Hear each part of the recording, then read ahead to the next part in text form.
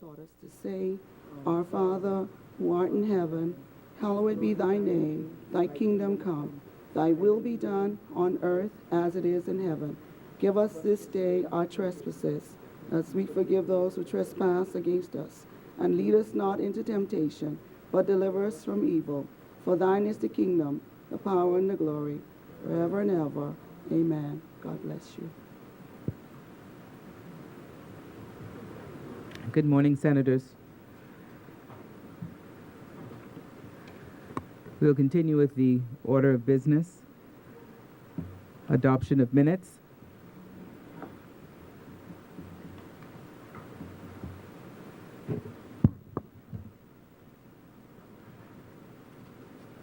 Madam President, let me see, where are the minutes? Oh, here we go. There. Madam President, I beg leave to move that this Senate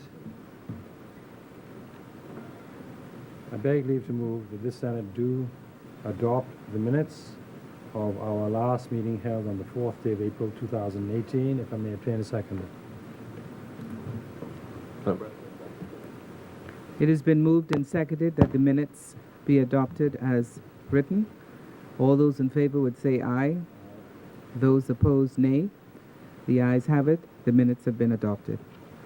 Motions for leave of absence, leave to resign, swearing in of new senators, communications by the President, messages from the Governor General, messages from the House of Assembly, laying of documents by ministers, None. communications by ministers, None. communications by senators, questions, answers to questions, presentation of petitions, appointment of select committees, reports of committees, first reading of bills, None. second reading of and committal of bills, None. committee of the whole Senate, None. third reading and passing of bills, None. consideration of House amendments, None. resolutions. Thank you. Thank you, Madam President. Oh, I'm so sorry. I will recognize the Honorable Senator Carl Bethel. Thank you very much, Madam President. First of all, let me say that as I think the august and learned chaplain of the Senate, I think she wished that our speeches would be consistent with what the Lord would wish, or not inconsistent with what the Lord would wish. And I join her in that sentiment. It is my privilege today, Madam Speaker, to move the following resolution. Be it resolved that the Senate commends the Minister of Finance, the Honorable K. Peter Turnquest, Deputy Prime Minister, on the mid-year budget communication for the 6 months period ending 31st December 2017.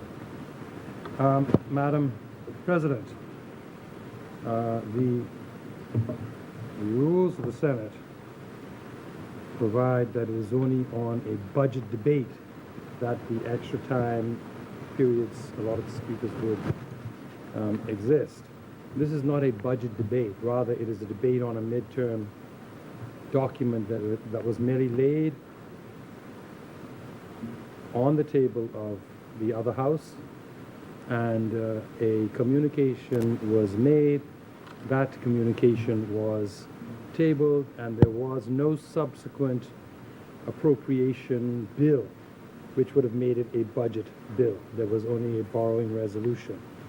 And so, Madam Speaker, I wish to advise that after consultation, the ordinary rule for debate time would apply under Rule 42(1). However, because it is in the nature of any debate on fiscal matters, and a midterm thing is in the nature of a broad overview, we've extended to the Leader of the Opposition the same time limit, and he is, I trust, agreed that he would speak the same length as any minister, including myself, which would be one hour. All other members would speak for the time set forth in the rule, which would be a maximum of 45 minutes. Madam President, the recent IMF country report of 2017 shows exactly the enormous economic challenges which faced our country upon our government's election to office in May of 2017. The IMF concluded firstly that, and I quote, "The Bahamas has been struggling with a stagnant economy since 2012. Natural disasters, interruptions in the completion of the mega resort Baramar, and eroding competitiveness have resulted in declining real gross domestic product and income relative to other Caribbean economies. Weak economic activity compounded with high fiscal deficits have led to a sharp increase in the public debt burden and has complicated the resolution of banks' high-level non-performing loans." On that issue, we see even further challenges where it is being announced largely on social media that one major bank is seeking to divest itself of its bank shareholdings, not only in the Bahamas in a major bank, but throughout the Caribbean. That would be CIBC. And we know as well that the reports of the high and unsustainable levels of mortgage defaults and the effect that has had on the bottom lines of these banks. So despite all of the talk about empowering Bahamians during their last term, the former government clearly was unable to stimulate any appreciable growth in GDP over the past 5 years. Despite the imposition of value-added tax under the last government, of the promise to use the extra money to reduce public debt, or at the very least to reduce the rate of government borrowing, the rate continued to increase. Money continued to be spent like it was going out of style. And despite the fact that the government raised every year an extra $700 to $800 million in VAT, there's no evidence of any debt reduction or any slowing of the rate of borrowing under their tenure. And they left, according to the Minister of Finance, at least a $500 million debt overhang of unpaid bills, which with this government has had to grapple and contend. The party opposite is now making a lot of noise about the Free National Movement government having borrowed roughly $1.7 billion so far during this fiscal period. However, the facts about that sum are this. Out of that sum, approximately $750 million was to repay and basically to rewrite loans that had matured or were maturing during the course of this fiscal year. In other words, we were rolling over the debt without increasing it with that $750 million. And it's really, the economics of it are very simple. The government does not have sufficient cash flow and did not have and will not have, under the present state of the economy, the cash flow to have in hand $750 million just to pay all debt off. We wish that we could get to that position, but the economy as we met it, the demands on day-to-day government revenue being as they are and as we met them, it was not simply possible. So we basically borrowed money to roll over debts that were set to mature during this financial year. That's 750 there gone. In addition to that, there was the $500 million or more of overhang debt and unpaid bills, which we've been paying over time. And this largely shows that roughly the grand total of about $1.25 billion of the $1.7 billion was spent really in rolling over debt and settling obligations that were unfunded in the previous budget and which were carried over necessarily into this budget year. I would not say that they were even budgeted for, because most of these debts are coming in all the time. And we are finding out about these debts and obligations as we go along.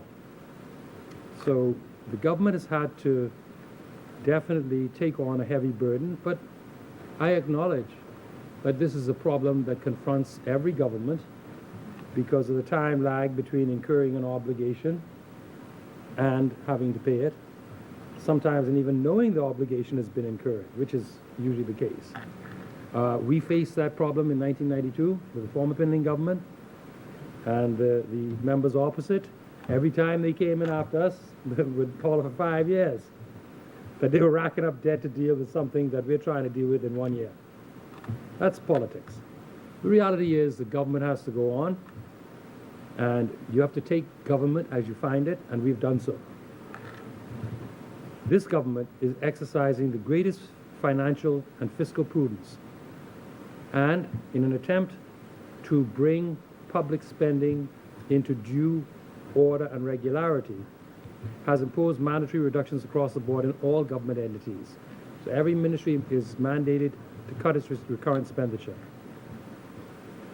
The government has started to implement certain ease of doing business initiatives. And in light of these, because when you say ease of doing business, it's not about simply getting a better ranking in some global thing. The ranking you get is based on their interviews of business persons in your country. So we have to empower the private sector to play a more impactful role, to carry more of the burden of increasing their investments in the economy and the creation of new jobs for Bahamians. And I think in view of that, the IMF has predicted that real GDP growth in the Bahamas is predicted to grow to 1.75% as of last year, and this year in 2018 it is predicted to be 2.5%. Now, what does real growth mean? Real growth means growth over and above the rate of inflation, because inflation takes prices up, and so the impact of that is that for this year they are predicting, and we hope will continue to predict, that we will have real substantial economic growth this year. And they expect, though, for growth to stabilize at around 1.5% over the medium term. We hope to prove them wrong. Madam President, with continued financial restraint and curbs on borrowing, coupled with economic expansion, we are certain that the financial position of the government and indeed the entire economy will continue to improve, thus ensuring continued decreases in the levels of unemployment as jobs continue to be created in a rebounding national economy. Jobs, good paying jobs we trust, in the private sector and in the public sector. Indeed, I am pleased to confirm, Madam President, that the new Commercial Enterprises Bill is already proving to be a success, with several applications having been approved for high technology jobs and another quite large project on the verge of having been approved, which, when finalized, will provide employment and training opportunities to graduating University of the Bahamas students, and which will also have the very important element of real presence by way of headquartering. In short, Madam President, a large international trading conglomerate is looking to move its headquarters to the Bahamas. Such an initiative under the Commercial Enterprises Act and headquartering by international traders and high-tech companies will hopefully continue to reposition the Bahamian economy, thus creating highly skilled and ultimately highly paying jobs for Bahamians throughout our economy. Madam President, I can tell you that just as the Swiss did, after they were put through the same rigors by their European counterparts that the Bahamas is being put through, they diversified their economy in the same two-step manner that we are approaching. One, by going after high-tech businesses by virtue of bills like our commercial enterprise bill. And the second is by drafting legislation to set a framework up to attract major companies to headquarter in Switzerland. And that headquartering bill is a work in process, and certainly within the next several months, we will be in a position to put it out for consultation with the wider public, with members opposite, and pass a bill to encourage the substantial presence of major international entities, particularly those trading between North, Central, and South America, and hopefully the rest of the world, that they would set up their headquarters in the Bahamas, thus providing enormous opportunities for skills development, training, capacity building, employment for Bahamians, particularly our university-trained Bahamians, and also, of course, the ordinary Bahamian who doesn't have that facility, but who, if given a good job, will go to night school, will improve themselves, and take themselves up to a higher level. So, Madam President, that is where we are. We are full of hope, and we're doing everything, this government, to stimulate this economy, create new jobs, new opportunities for every Bahamian. Madam President, notwithstanding, though, the clear evidence of a positive economic turnaround that is going on in this country, these indeed remain turbulent times, and I cannot, in this place, merely resort to numbers crunching and a purely budgetary analysis without also addressing some of the controversial issues of the day. This government is faced today still with an economy that's growing, but it's not growing fast enough. It's not growing to our satisfaction, and it is coming and starting to grow, though, at a higher rate than any time over the last 7 years, at 2.5% in real terms, after 5 years of economic stagnation. So it plainly requires, though, that the government redoubles its efforts to continue to stimulate an upward trajectory in our economy. We have this challenge of fostering domestic economic growth while also seeking to reposition and revitalize the financial services sector of our economy, which is being attacked with forensic fury by the European Union through the Base Erosion and Profit Shifting, or BEPS, project. And as a part of this engagement, the European Union recently blacklisted our country, we feel, most unjustifiably. Madam President, we are also facing a grave crisis as the scale and frequency of illegal migration seems to have increased. Within the past 2 weeks, there have been 2 major incursions. That would have been 3 weeks now. It was written for last week. One in Inagua and the other in South Eleuthera, which thankfully they were apprehended and the migrants were all successfully returned to their country of origin. And it must also be acknowledged that there's the controversial Oban Energies Agreement. Starting first with Oban, there are several issues which I will speak to, not necessarily in terms of the intensity of criticism, but to allay, where possible, unfounded fears based on some allegations made. I start by reminding all that the Prime Minister himself, in his remarks during the closing budget statement, acknowledged that mistakes were made. Now, the main issues concerning ordinary Bahamians have to do with the Crown land, due diligence, and the environment. The Crown land. Firstly, with Crown land. The perception has sought to be created in some quarters that the government has granted some land to the developer. This is simply not true. The land is being leased, well, let me put it the way we understand it, rented to the developer for $1,700 an acre. It is not being sold, and there is no agreement to sell any part of that land to any developer. Now, the sum of $1,700 was derided by a member of the opposition in the House of Assembly, who is in the House of Assembly. He was not a member of the last PLP government, so he could not be expected to know that the former government, within days of the last election, very recently signed a heads of agreement which leased vast areas of the seabed to a foreign developer for $1,000 per acre.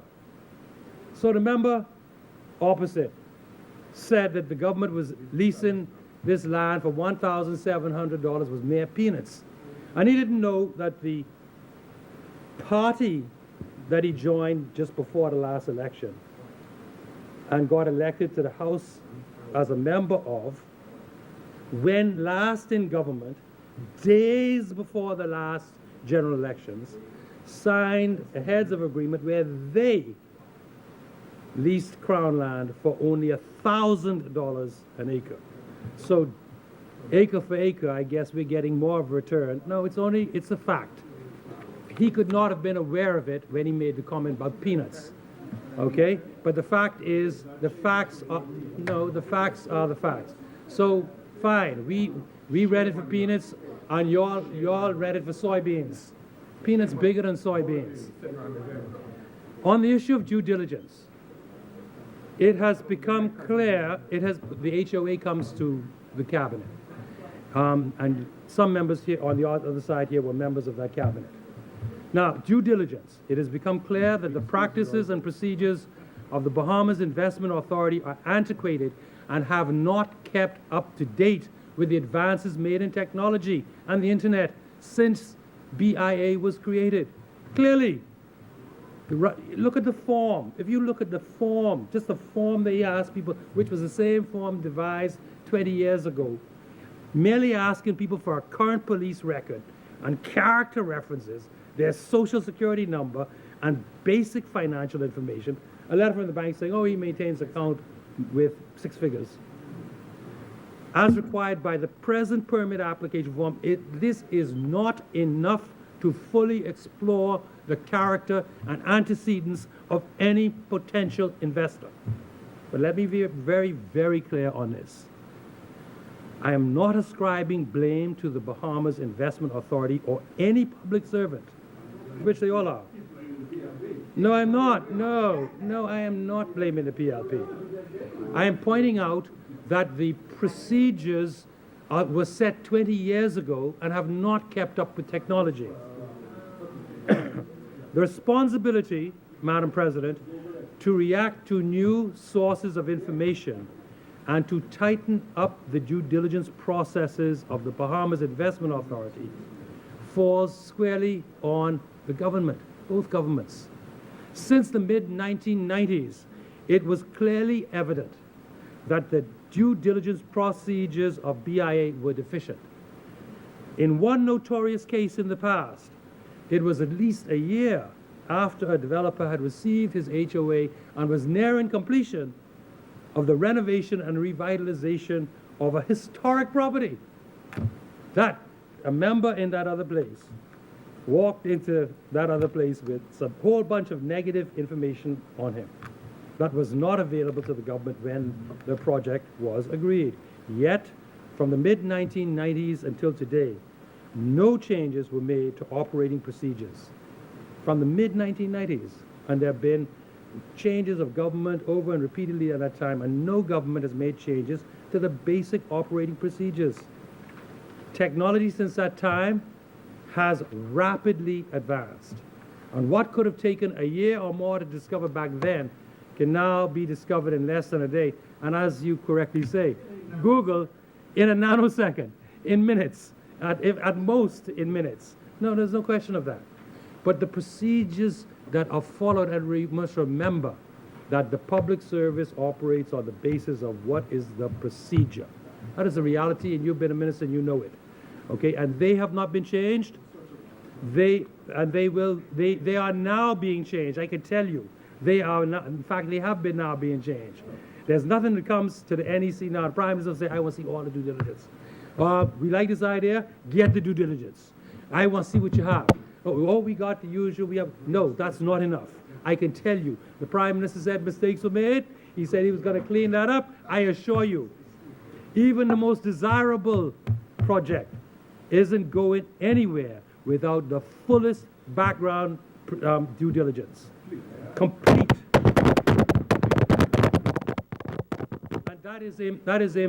And that is in place as we speak. Yes, as a result of partially of the mistakes made by Oban, no question of that. Then the Prime Minister, to his credit, has not merely promised the Bahamian people that changes would be made. I assure you, those changes are fully in place as we speak. Now, on to the environment. Madam President, some criticism has been leveled at the alleged deficiencies in the clauses in the heads of agreement dealing with environmental matters. There are several criticisms. The clauses are said to offer no protection and to essentially give the developer a free hand. The administrative fines for environmental infractions are too low, and that the cost, this is what is being said, of any cleanup that might be required is too low, as being capped at 3.5 million. All of these allegations are untrue. They are untrue. And I will demonstrate by reference to the requisite terms that they are untrue. The Deputy Prime Minister has, since this weekend, repeatedly stated that the same that I say right now. And I applaud him for it, because let me take you, members of this place, and the Bahamian people, to what the agreement actually says. Not the agreement where someone who is criticizing it will cherry pick and go down to some clause here and some clause there, not putting in context and not appreciating what the whole says. This is what the agreement says. In clause 5.1 of the agreement, the developer has to pay for an EIA, an environmental impact assessment. If any part, and it has to be determined, if any part of its proposed development can be done in an environmentally safe and sustainable manner. Note, the developer must develop an environmental impact assessment, meaning he has to have persons who have knowledge of the processes proposed to be done and of environmental concerns to develop an impact assessment under the aegis usually of the best commission. At least it has to go through them and under their superintendents. The developer under clause 5.1 must have an EIA for every stage, and before they lay the first shovel in the ground, they have to have an EIA for every stage. The government under clause 5.1 must be given a copy of that environmental impact assessment. This is before a shovel so much as turns a piece of ground. If at any stage, including stage 1, the government decides that the development as proposed cannot be done in an environmentally safe and sustainable way, the government can propose additional safeguards for environmental protection. Under clause 5.1, if the developer feels that the safeguards reasonably proposed by the government are not commercially reasonable, the developer has the option to abandon the project. What is certain is that once the government says the way you plan to do this is not environmentally sustainable or safe, they have to either do it in an environmentally sustainable and safe way as mandated by the government, or they can just pack up and go. But what they cannot do is force the government to change its view, which would be an informed view, based on reasonable advice from the environmentalists. No. It says this. It says that the government may make all reasonable. Now, there can be a very big difference between what is commercially reasonable and what is environmentally reasonable. Hence, if any government mandate is environmentally reasonable but commercially unreasonable, well, the developer can, as they say, pack up and go. They cannot force the government. They cannot, under Clause 5.1 of the agreement, the developer cannot force the Bahamas government to reduce any environmentally reasonable provision to make any proposed development safe and environmentally sustainable. Now, colleagues, I want you all to hear this. Since it is the inalienable right of the government under Clause 5.1 to determine what is environmentally safe and sustainable, if the developer says, well, it's not commercially reasonable, and we go, they cannot sue the government, because the right of the government under Clause 5.1 is a contractual right. They signed on to a heads of agreement giving the government precisely that right. And so there's no liability if the developer considers reasonable environmental mandates necessary for the safe and sustainable conduct of the investment. If they say it's commercially unreasonable, bye-bye. So long, bye-bye. So long, bye-bye, okay. Further, Madam President, a member on the other side keeps saying why I didn't vet it. I am reading clauses in this agreement which plainly give the government the environmental veto as early as stage 1 in this matter. Now, no. If you want to read a heads of agreement to achieve a certain result, you pick where you want to go, not you, some critic. Now, further, Clause 5.3 of the agreement provides that in the event of any environmental infraction, which is found, and I'm quoting from 5.3, to be an urgent threat to the health of persons, the environment, or an urgent safety concern, the Minister of the Environment, the Minister for the Environment, or any other government agency has power to stop the operation of any equipment and even to suspend all operations from the facility. That's what the clause provides.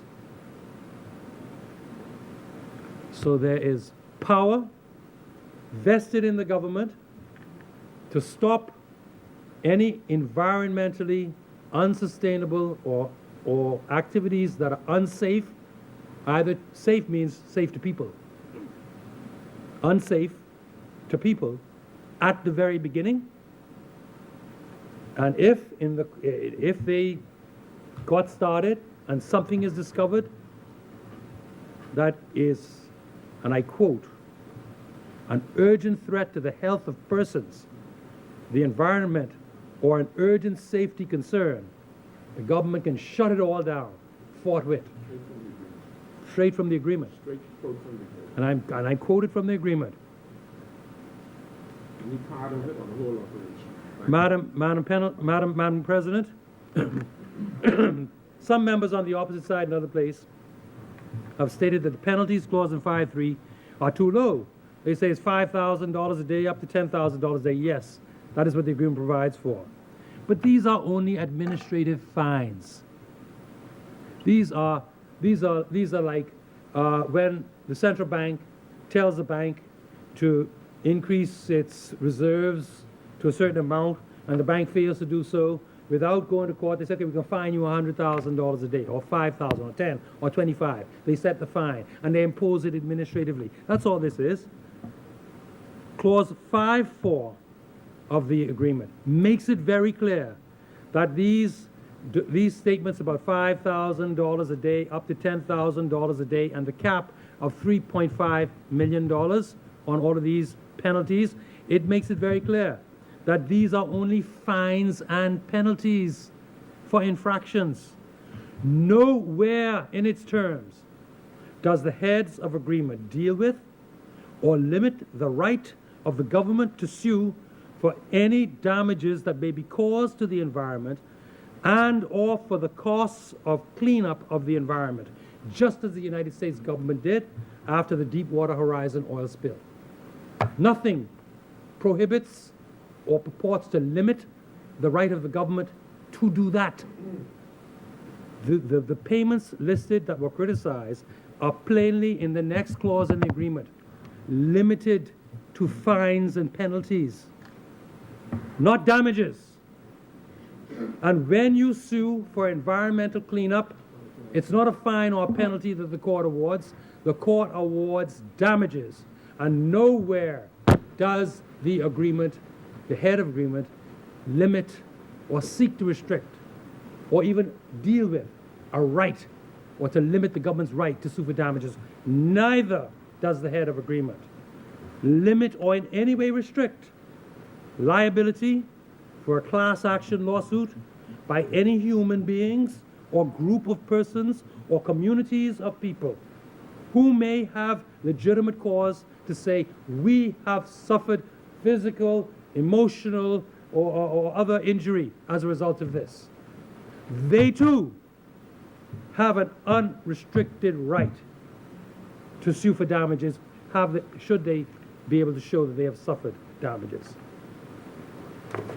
Those are the specific comments on issues and emotional issues that were raised by members opposite and critics and environmentalists, which I hope will bring some degree of comfort that in fact the government has full powers to protect the Bahamian people and the Bahamian ecology and environment from unsustainable and unsafe activities. But let's look at the whole broader issue of economic development. No matter what human beings do, it is bound to have an effect on the environment. Everything nature itself does has some effect on the environment. The question is how to strike the right balance between the needs for progress and development that every human society faces and the challenges that satisfying that need may do to the environment. I hear, you know, certain fishermen say they had a wonderful crop this year, and how they wanted to have even more next year. And yeah, and I glory in that. But the only problem is that we all have to appreciate the need to have a balanced approach towards the harvesting even of our marine life. Because right now we face predatory foreign powers who are seeking to get all kinds of ways to get into our waters because their waters are totally fished out. So there's a balance that is to be struck. You can't have a society that has very little to do, is multiplying in numbers, and the question is, how do we provide sustainable economic growth and development? Well, let's look at where we are. We have to strike a balance. Our second financial pillar, our second pillar of our economy is savagely being attacked.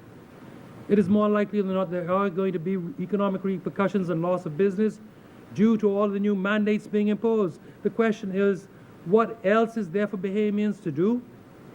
Can we survive with a monocrop economy, meaning only with tourism as an economic activity? Can tourism bring in the necessary foreign exchange reserves to, first of all, make up for the loss of foreign exchange reserves that may come about as a result of the changes being imposed on us by the European Union, the Financial Action Task Force, the United States, in terms of the loss of banking and financial services business? Can tourism alone bring back those lost US dollars to our central bank to support the fact that the Bahamian economy imports 90% of everything it uses to either eat, build, grow, live in, furniture, you name it, drive on? Can they do it? And what are we to do? What are we to do as a people to rebuild the base of our economy? Where will we find the foreign currency?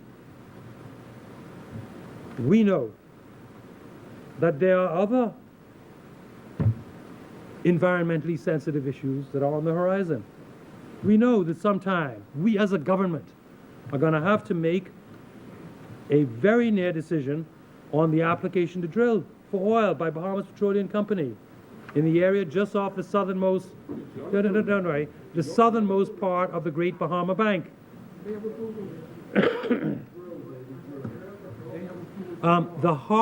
Listen, I don't want an argument right now across the floor. I'm trying to deal with something that I think Bahamians need to start to think about.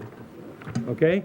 Yes, there's the issue of drill, baby, drill. Senators. It's a hard decision that has to be made. No. With the rapid development of renewable alternative energy sources, we may have no more than 15 to 25 years in which to profitably extract any such oil resources. Yet the potential foreign currency, listen to where I stand, but I don't have a view. I'm only saying something that might say something. The potential foreign currency earnings from oil production and sales could help to stabilize and strengthen our weakened foreign exchange balances in the central bank. Through a sovereign wealth fund, revenue from oil production, I'm not expressing a cabinet view. I am expressing views. I may agree with them, I may not agree with them, but I'm expressing views in terms of the pros and cons. Through a sovereign wealth fund, revenue could provide financial support to the establishment of the kind of national health services that we truly want for all Bahamians, particularly the indigent. A service funded with manageable, reasonable premiums that can give people at a low cost gold, platinum, or whatever the highest titanium coverage, so that the poor, we want it, are able to access the finest services, whether here or abroad, when they're ill and dying. Truly to have a Bahamas where you don't have to have a cookout no more. We want to have an economy that could give completely free University of the Bahamas tuition. We would like to be able to host, to pay for a host of economic, business development training initiatives to train Bahamian entrepreneurs instead of these half-baked small initiatives that are barely funded because of the demands on government's revenue. And when I say that, I mean you have Jump Start, Restart, New Start. We call it one thing, you call it another. They're all underfunded. You give people enough money to get in trouble. There are one or two good success stories, like the Bahama Striping fellas. They got a grant, I think, for $10,000, but they had a good idea and they had competence. So what happened is, having gotten the money to start, they got the backing from the business community, and they had the sense to keep control of their company and stay in front and to continue to drive it. This is what these programs aim for, but there's not everybody that has their acumen. The point being, though, that we would like to have properly funded programs that can give people more than enough money than just to get into trouble. So to drill, maybe drill, or to sit on a natural resource that could help this economy because we are too frightened to do it is a hard decision the government is going to have to make. But the question is, the other countries to the south are doing it, and they ain't suffering nothing. And we hope that the new technologies are not being used to run lines laterally across our territorial boundaries, which we've agreed. We have agreed the boundary. Okay, senators, we are a bit rowdy in here now. Lines and no pipes running from one side of the boundary over to Bahamian reserves. And if we have it, we have a serious decision as to whether we're going to use it. Any further comment I will reserve for elsewhere. On migration issues, I've spoken about the two incursions recently. In each case, the Bahamas government followed the Supreme Court ruling in the John Roney case. We're appealing it, but until an appeal is heard and determined, whatever the Supreme Court says is the law. So we're following it on the basis that it is the law for now. In each case, we sent a magistrate down to provide legal supervision, judicial supervision. In each case, the migrants were successfully deported after the chief magistrate, who assisted in each case on very, very short notice with the consent of the acting chief justice. She found all adults guilty of immigration offenses. There was an erroneous press statement put out by the Bahamas Defense Force, which I wish to assure, I want to correct, as BIS did issue a correction statement, but the Defense Force statement was never amended to reflect it. I want to make it clear that no children under the age of 18 were presented to the court or required to sign, to answer to any criminal charge. Absolutely not. Okay? Now, the leader opposite has made the point that we are engaged in an unsustainable exercise that will eventually, in his view, lead to the overloading of the court system if everybody started to plead not guilty. I'm not sure that I entirely agree. The reality is, and I got this point from Senator Folks, I'm blaming him, but I'm adopting it as my own, is that there is an economic impetus to this migration. Migrants are coming here to work. And they're coming here to work so they can go down to Cash for Go or MoneyGram or Western Union and send money back home to their families. If they fight court proceedings by pleading not guilty, they could face a term of imprisonment.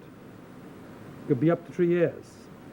And it might seem to be a better option for a migrant to plead guilty, get a conditional discharge, be flown home, and plan a more efficient way to get into the Bahamas so they could do what they really want to do. However, no, there's no guarantee. There's no guarantee. There's no guarantee. No. I said, don't get concerned. I approached the acting chief justice, and we requested that a magistrate go down in conformity with the Roney case. I didn't send no magistrate down. Anyway, the fact is that at every step, proper protocols were followed. Our intent was merely to ensure that the government could comply with the Supreme Court ruling by having a magistrate present, so that all of the adults could be charged, so that before they are repatriated, removed, or deported, based on whatever terminology you want to remove, in accordance with the Taki Tota case in the Court of Appeal, with which we disagree as well, a court order had to find the commission of a criminal an immigration offense. Our courts could, however, indeed be overloaded if their thinking changed. So, Madam President, based on the conviction that the Bahamas is a sovereign nation and it has the absolute right to control its own borders and to regulate who and how any non-Bahamian can enter or remain in this country, the drafting officials in the Law Reform Commission have been instructed to draft a new law as a supplemental law, not tied to, but supplemental to the Immigration Act, to deal with these mass migration landing events, which the Immigration Act as presently structured is ill-equipped to deal with. It is based on Australian law. We're working on it. It will be called something along the lines of the Unlawful Maritime Entry Bill. The idea is that it will allow for immigration officers, first of all, it will give them a duty to ensure that persons are returned home after due process, and that those whose purpose, whose boats, etc., are used to smuggle can be seized, sunken, whatever. No court proceedings of any kind will be required where persons are caught having entered the Bahamas without having first stopped at a port of entry by sea in any vessel, without having first stopped at a lawful port of entry to declare their cargo and manifest. No court proceedings be required if the boat here and you find the persons standing near it or in close proximity. Persons who are foreign nationality found in the vicinity of an illegally landed sloop or vessel who cannot show any kind of documentary evidence of legal any documentary evidence of legal status or entitlement to land or to be in the Bahamas will be liable to arrest and summary removal from the Bahamas. As I said, it is modeled on similar provisions in Australian law where they were dealing with, remember, the boat people from the mid-1970s, after the fall of Vietnam to the communists, where trainloads of boats were landing every other day of refugees from South Vietnam. And these laws were developed in that connection. I don't want the Bahamas to be. I don't want the Bahamas to be like our neighbor, one of our neighbors to the south, a very small neighbor, where when the migrants were running past the office of the Prime Minister and etc., were saying they coming to take over. That they coming to take over that country. That ain't happening in this Bahamas. Now, I want everybody to remember that if you're found in close proximity to a sloop that is illegally landed or on it, the Immigration Act already places an evidential burden on anybody found in the Bahamas who is not a Bahamian, who doesn't have documents to show that they have an entitlement to be in the Bahamas. Section 20, you have a legal burden.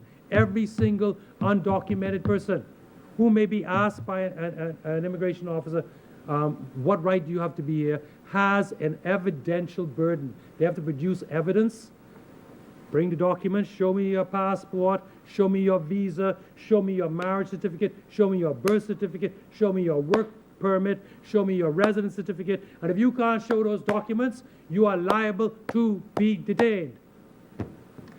Right now, Madam President, the Immigration Act itself will be amended to make it clear, and since I spoke about Takitoda, that the minister has a right to make a deportation order of any illegal immigrant or migrant or person who is undocumented and found in the Bahamas without having to get a court order to do so, wherever the minister determines that the presence of that person is undesirable in the Bahamas. Similarly, Sure. I understand that particular case, but the other thing I wonder if you could turn your mind to, either in the drafting or at this point on your feet, if you're inclined to do so, is the question of a tourist who lands here and is turned back at the airport. Because my recent understanding of the last case is, even in that case, they're saying that you have to go before a court. Right. Thank you. Well, we'll certainly look into that. I'm not aware of that situation. If you give me some details, we will have the facts looked at, because what I am talking about here is actually, I do immediately move to that provision of the law that, prior to what you said, in my understanding, and I believe in the understanding of the courts, except if some judge in the Supreme Court has made a contrary ruling, under Section 25 of the Act, if any person lands at a port, whether it's an airport or a port of entry, and they are refused leave to land, they can be put back on exactly the same vessel or aircraft they arrived on immediately without court intervention, or detained for 2 months for the purpose of putting them back on the same aircraft or same boat without court intervention. And in Takitoda, that right was acknowledged. For Section 25, Dame Jones stated, but you can't keep them for more than 2 months. That's in the written ruling. So I'm surprised to hear about that ruling. But what we're going to do, we're proposing to break the tie between Section 26 and Section 25. Section 26 tried to apply the provisions of putting back on the same boat to anyone found on land in the Bahamas. And the courts basically the view I'm getting, I understand from the reading of the rulings, is that you can't tie 26 to 25 because you found someone on the land, there's no boat that they came on to put them back on, and no aircraft that you could show they came on to put them back on. And so the attempt by the amendment to put Section 26 in is now deemed to be a failure for the purpose of removing or repatriating or deporting persons found in the Bahamas if you can't show where they came on a boat or you can't show where they came on a plane.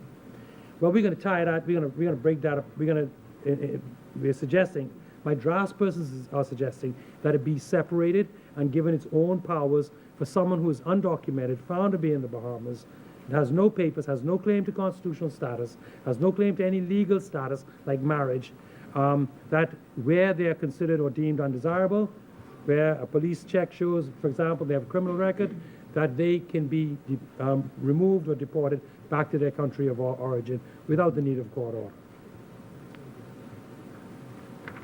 Now, blacklisting and threats of blacklistings are here. I think it's all public knowledge. In the interest of time, I'll just pass and move on. There are some comments there. I'd invite the press. They can, if they find them interesting, they could do whatever they want with them. I want to move on to some other important things. Not as important to the nation, but important, I think, to social progress in this country. Freedom of Information Act. Madam President, the government has proclaimed its commitment to the full implementation of the Freedom of Information Act.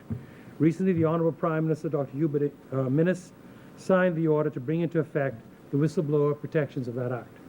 Today, I'm pleased to announce that as a further step towards full implementation, my ministry has organized a series of meetings to be held in the capital between the 24th and 27th of April 2018. That date is to be confirmed, in which Mr. Damien Cox, the Director of Access to Information of the Ministry of Labor and Social Security in Jamaica, will give guidance.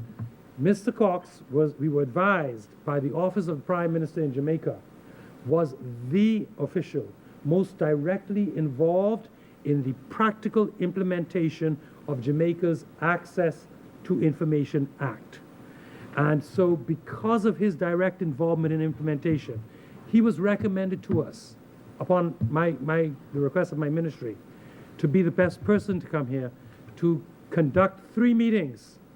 Firstly, one with cabinet ministers, members of parliament, senators, parliamentary secretaries, permanent secretaries, to which, of course, the opposition, falling within the category of MPs or senators, are urged to attend. Secondly, with senior public officials from the level of undersecretary down to first assistant secretaries. And thirdly, we wish to have a meeting with all civil society groupings. As I said, we advised that Mr. Cox, Damien Cox, was instrumental in the implementation of Jamaica's Access to Information Act, and he's an invaluable source, a valuable source of practical advice, which will enable the fair and balanced implementation of our own Freedom of Information Act. There will, of course, need to be some further on-site training, perhaps, once the individual information officers in ministries, departments, and government agencies are identified. However, we are taking concrete steps that we hope will lead to the full implementation of that act in the very, very near future. On the question of land reform, again, I will leave that. I will say that the government is intent on addressing the long unaddressed situation affecting the title to land in the Bahamas. The ability of persons to show a good title, to get a mortgage, to, in a sense, monetize their land holdings, whether for house development or land development or business development, we want to address. We are looking to implement a system of land registration, the registration of land charges that is going to give certainty of title, so that if anybody wants to know who owns that vacant land on the corner of, let's say, VZ Street and Market Street, where they got a nice big tree there with plenty of shade, and maybe they want to buy it, that lot of land will have on it a government set number. They can take it and go to a land registry, check that number, they'll know exactly who owns that land, whether it's mortgaged, whether someone else claims it.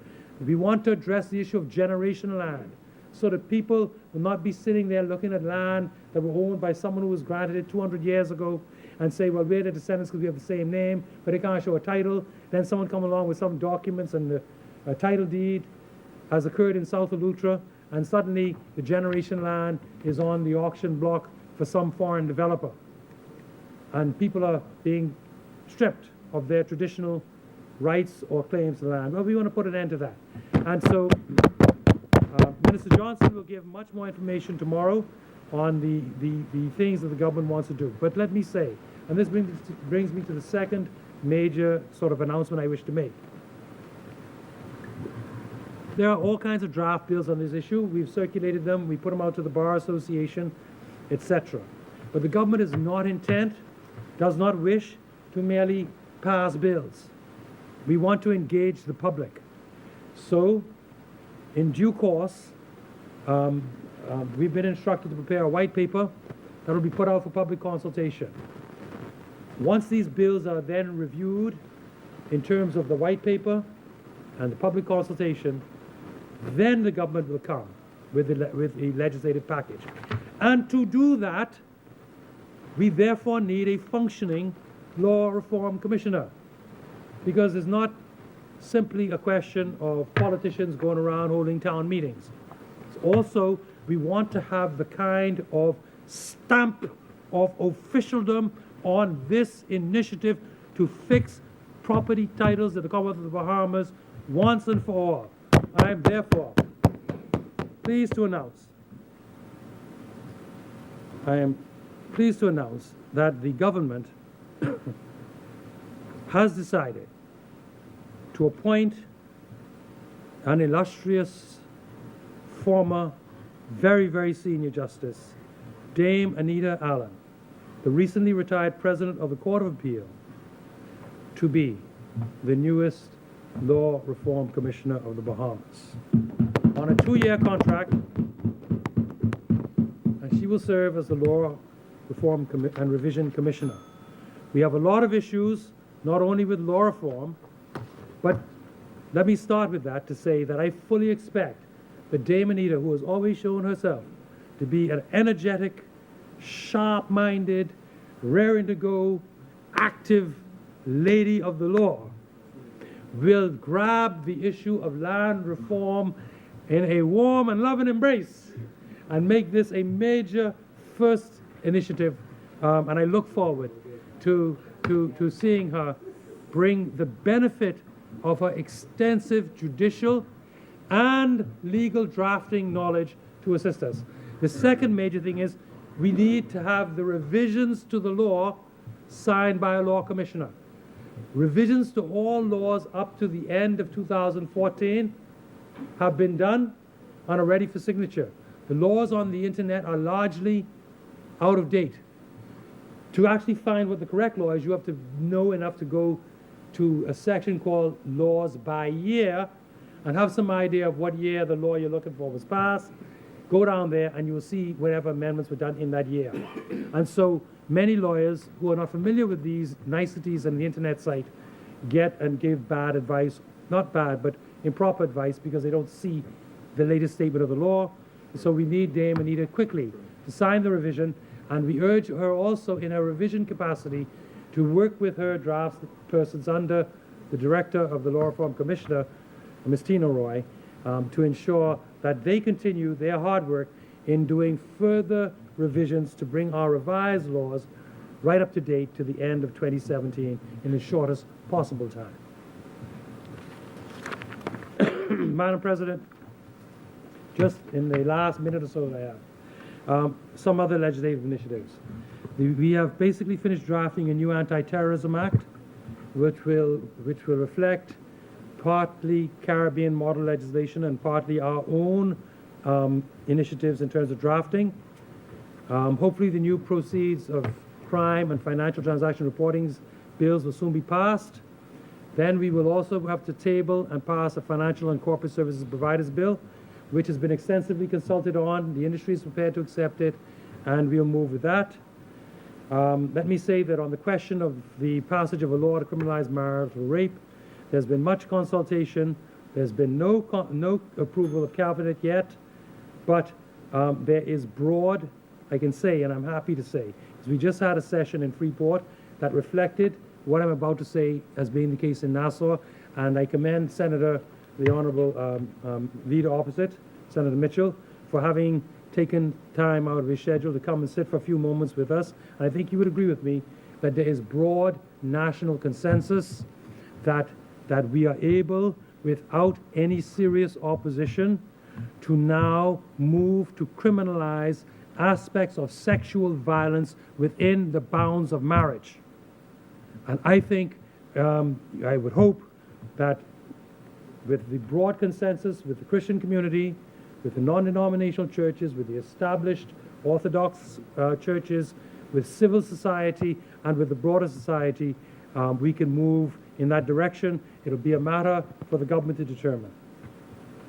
I let you know that we're going to come with some bills in very short order to enact into law all the promises that the Prime Minister has made towards the business empowerment of over-the-hill communities in the inner city, and towards the empowerment of persons who will be getting service lots in government subdivisions, so that they will not only get lots at land at a greatly reduced price, they will also get certain specific tax exemptions to help them. In conclusion, Madam President, the Prime Minister and the Minister of Finance should be commended on their firm management of the fiscal affairs of the Bahamas. More, however, needs to be done to avoid any future borrowings, except perhaps only for the purpose of rolling over debt as it comes due and payable. If we are to avoid any further downgrades, we have to be disciplined. On those few notes, and I thank you and the indulgence, your indulgence, Madam President, timekeepers and members opposite, I will conclude my remarks. And once again, I move that we commend the Honourable Deputy Prime Minister and Minister of Finance for a splendid job that he's doing in managing our nation's fiscal affairs. Thank you, Madam President. Is there a second?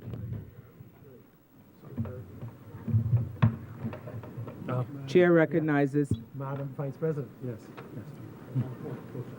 Sure. Chair recognizes Senator the Honorable Fred Mitchell. Yeah, yes, right. The leader of the government did say that I stopped in at this discussion in Grand Bahama. Just as he put in parenthesis his view, we have made no policy. I just want to make it clear that we've made no policy decision on support otherwise, and I was simply a listening ear on that evening. So I want to make that clear. Thank you for your clarification. The chair now recognizes Senator the Honorable Mildred Hall Watson. Hi, good morning. I rise for two purposes: to second the comments of our government leader regarding what he has stated, and also to make a few comments of my own. First of all, may I say good morning to Madam President, my fellow senators, but most importantly to the Bahamian public. We are here this morning to discuss an evaluation of the government's progress mid-year through a budget which they inherited. It is important to note that the government was very courageous in making a decision to present a discussion on a mid-year budget that was actually put together by our previous administration when, a year prior, the then government did not see the need to do a mid-year evaluation of their own budget. I think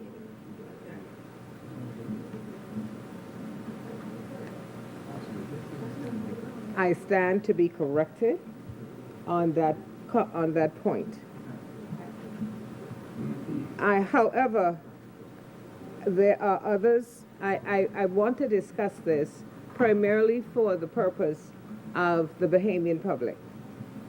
There are others who are here, will have a conversation about this process, who are very much into figures, but I, as someone who, that is not my strongest suit, I will not be dealing with numbers as they were presented, and only in small cases. Therefore, Madam President, there is no need for me to be very long in this presentation. So I am sure in the minds of many, the question has arisen as to why a budget debate now and yet another one in several months. In addition to the fact that it may be protocol, I think the finance minister was very clear that the delay in this presentation was the need to be absolutely certain in verification of numbers used. And therefore, because it took more time than anticipated, we find ourselves doing a mid-year review in April as opposed to January or February. Madam President, it was important for our Deputy Prime Minister, as much as it is to our government, that all figures that were presented were real and legally represented. It is always more difficult when the figures generated were outside of your actual oversight, and so the need for appropriate follow-up and definitiveness is very important.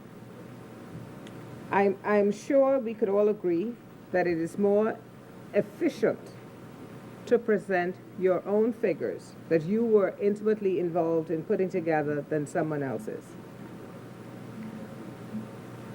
The thing that I think I would like to share with the Bahamian public is to define what is a budget.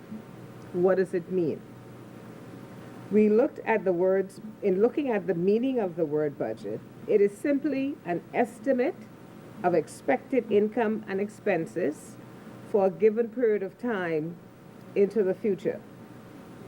There are times when items are itemized, and there are times when it is not.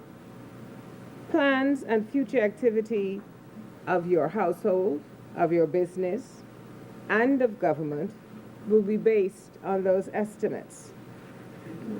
Knowing that we're all here to talk about how any budget affects the Bahamian public,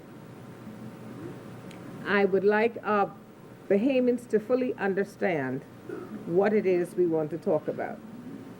When funds are allotted, they are to be used in specific periods of time for specific purposes. The goal of all of this is, of course, to perform those activities only with the monies that are allotted. And therefore, important to all of this is who and how this money is being administered. And in doing so, where the government should do it in the best interest of the people whose money they are spending. The government's budget is based on your taxes. Taxes such as VAT, motor vehicles licensing, stamp tax, property tax, import and export duties, company fees, excise taxes such as gasoline tax, and a gaming tax. Now, you individually may not be paying gaming taxes, but in addition to specific numbers, that tax depends on their income, which depends on your income, because the usage of your funds to the gaming houses will in some part determine what those taxes are. There are a few other areas of government income, for example, government property income tax, which is in the current budget, was forecast to be about $20 million for the entire year. However, it's important to note that that is something that I personally feel needs to be looked at when we realize that we take in $20 million for rental property, but we pay out $130 million for rental property. That is something that desperately needs to be reevaluated. At this point, I would like to congratulate Madam President on the improvements that she has been able to effect in this honorable place. Because when we looked at how much the Senate was allotted in the budget, it was just over $250,000, $250,000, which covered all of the Senate activities, including salary emoluments. However, when we look at all of the other areas in government, such as this, we see that from $1 million to $15 million was spent to run those areas when we got a mere $250,000 plus dollars. So the fact that Madam President was able to utilize some of that funding to make this place habitable when we come into it, I think is deserving of congratulations. Beginning July 1, the current government will put forth its first budget done by the government itself. One of the things I'm sure that it will show is that we will not take the public for granted, in that we will understand the budget resolutions, that they will understand the budget resolutions, especially when decisions are being made to invest hundreds of thousands of dollars on their behalf. One of the things I think that stood out with the previous government was the fact that even with the minister who was responsible for the construction of buildings at BAMSI, did not appreciate that the contractor and the building of that building needed to be insured. And so when the building was destroyed, there was no available funds. When we take the public's money to do something like that, it is imperative that we are clear and understand that you are responsible for spending that money, and so you must know. I think every homeowner, if he or she decides to construct a home, will make every effort to see that the contractor and the process of building is insured, and not willy-nilly say, well, it doesn't matter. It does matter, because it is my money, it is your money.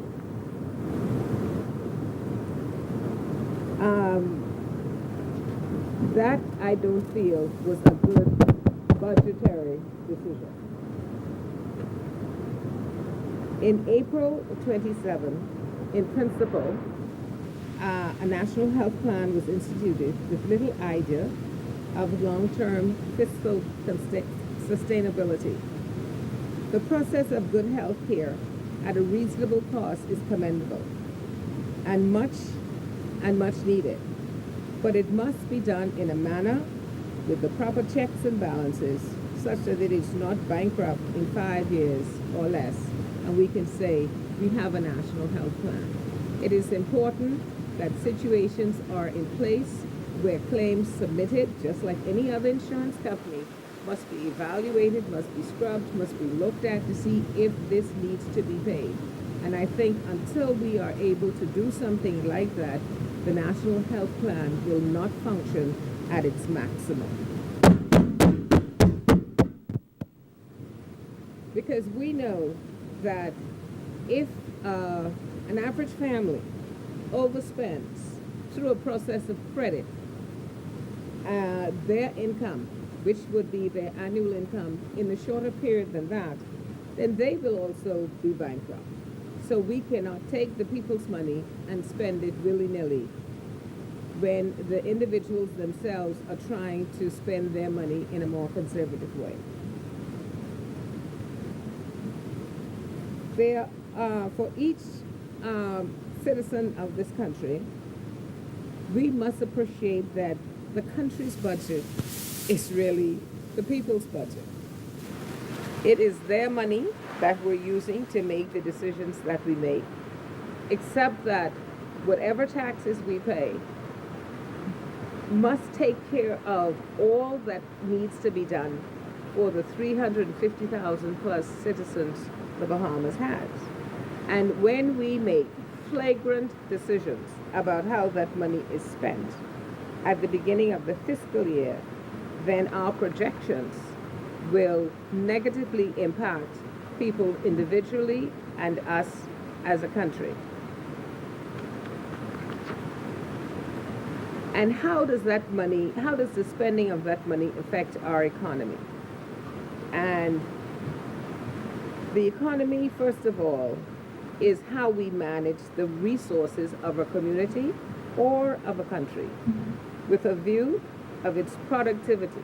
For example, the efficient use of resources with the intent to either save money, break even, or have reasonable deficits which are not unexpected in taking care of a country's budget. It appears to be that despite the budget, that was not developed by the current administration, and I think the AG spoke to this, that their current management of this budget allowed some small growth in our economy in 2017. Our employment numbers also, unemployment numbers also shrunk, although very small, and that is always good news, particularly for children who are fed because her parents are now employed. And that is always a good thing, because hungry children are children who have more challenges, especially with learning. These kids are not as healthy as they can be, and so the cycle of unhealthy, poorly educated citizens continues to affect the utilization of more resources and greater deficits. Additionally, to offset this potential scenario, the government, through improved decision-making, was able to make a commitment to a 10% reduction in recurrent expenditures. This reduction from the projections that we currently have has allowed us to reduce the deficit from $975 million to $861 million. These were figures presented at the financial meeting that was held with the Financial Committee, and therefore stand to be looked at. But since mathematics and figures don't change, and if this is what they actually presented, that occurred by mid-year, then I think that is commendable on the part of the current government. Unfortunately, a lot of this difference was eaten up in setting verified payment arrears, some of which were not known or presented in the budget of May 2017. Until the final 6 months of the fiscal year, our review of the entire budgetary year is going to be difficult. However, the results of the first 6 months are promising. The Deputy Prime Minister gives a definitive breakdown of the improvements in the budgeted outlook. We all want to see massive and immediate improvements. Unfortunately, small, like large economies, takes time with the positive derives, particularly when you're working on someone else's budget. And hopefully, at the end of the year, we will see even more. Therefore, Madam President, I'm delighted to second and fully support the manner in which this government has taken care of the people's money.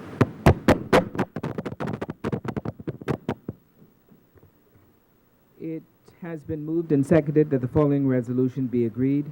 Be it resolved that the Senate commends the Minister of Finance, the Honorable K. Peter Turnquest, Deputy Prime Minister, on the mid-year budget communication for the 6 months period ending the 31st of December 2017. As many? The Chair recognizes Senator the Honorable JoBeth Colby Davis.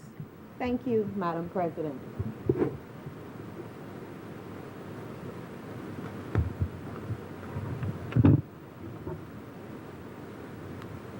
Madam President, Senate colleagues, my fellow Bahamians, as always, I am grateful to God and thank Him for the opportunity to present in this place once again. Madam President, I recall so vividly, just over a year ago, we were all consumed by the energy and the excitement of the general elections.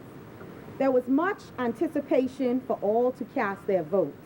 Some wanted a shift in government or something different, which they assumed was lacking.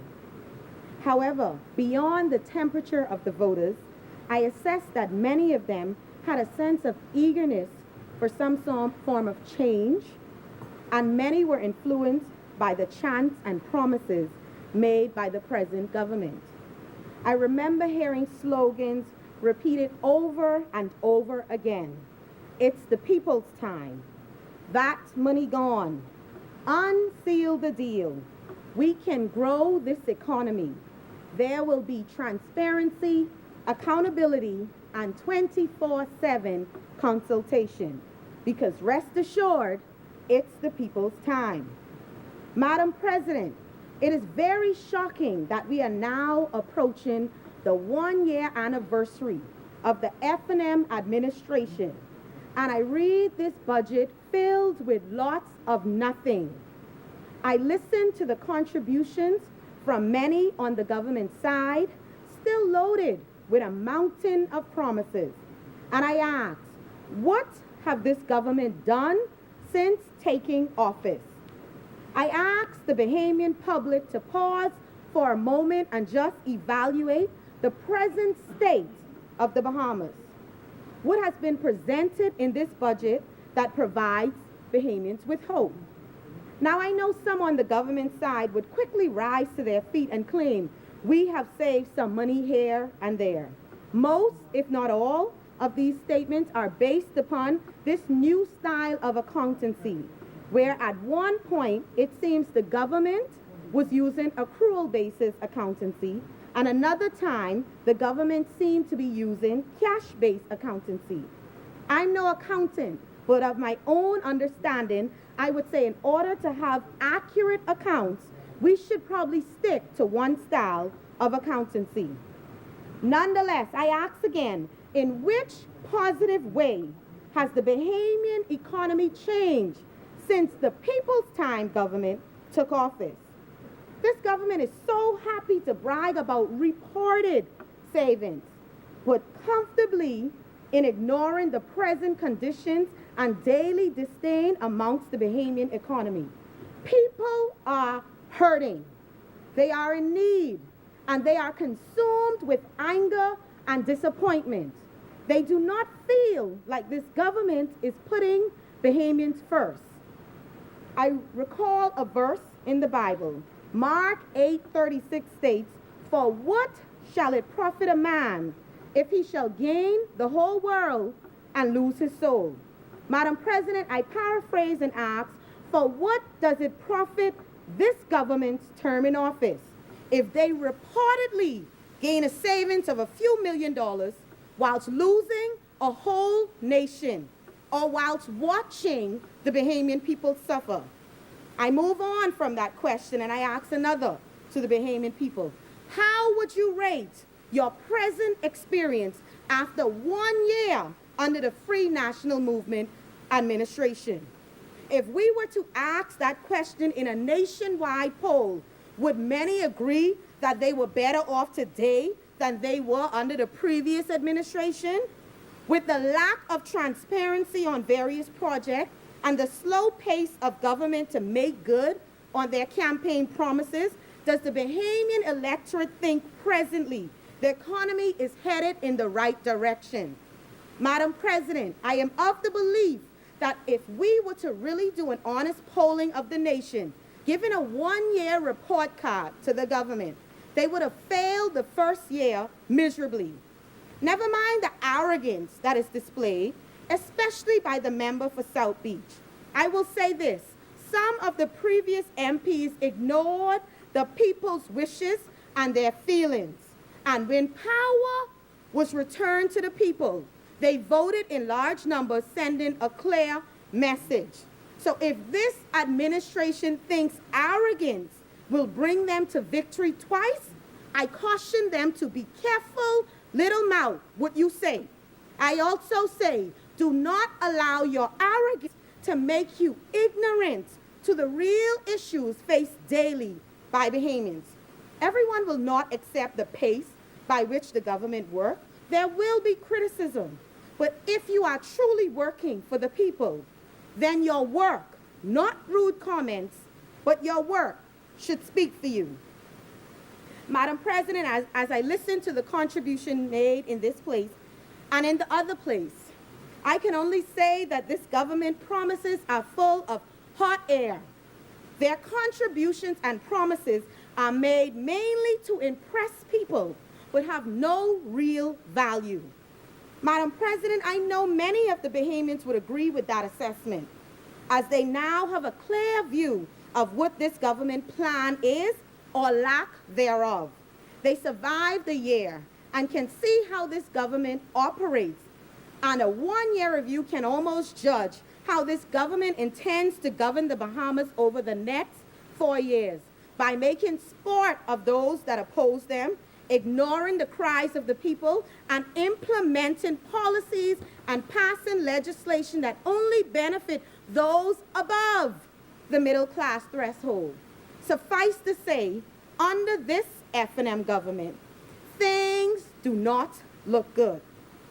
This government have stumbled and fumbled so much to the point that many of the people who voted for them have already lost confidence in their ability to govern.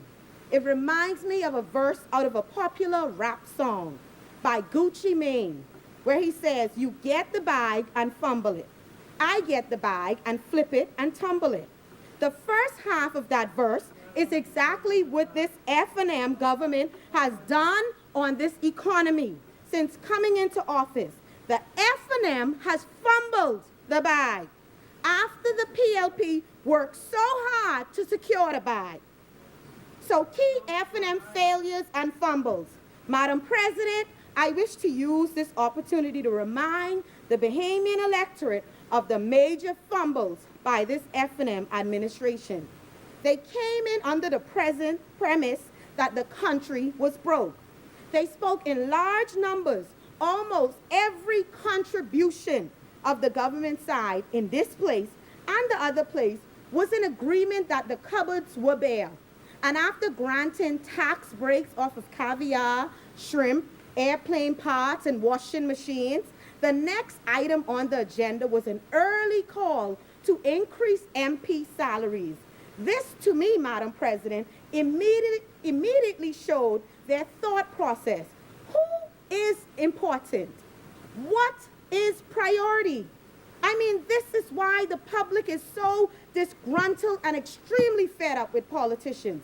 There was no shame in them making this request almost immediately, even after they went on a firing spree.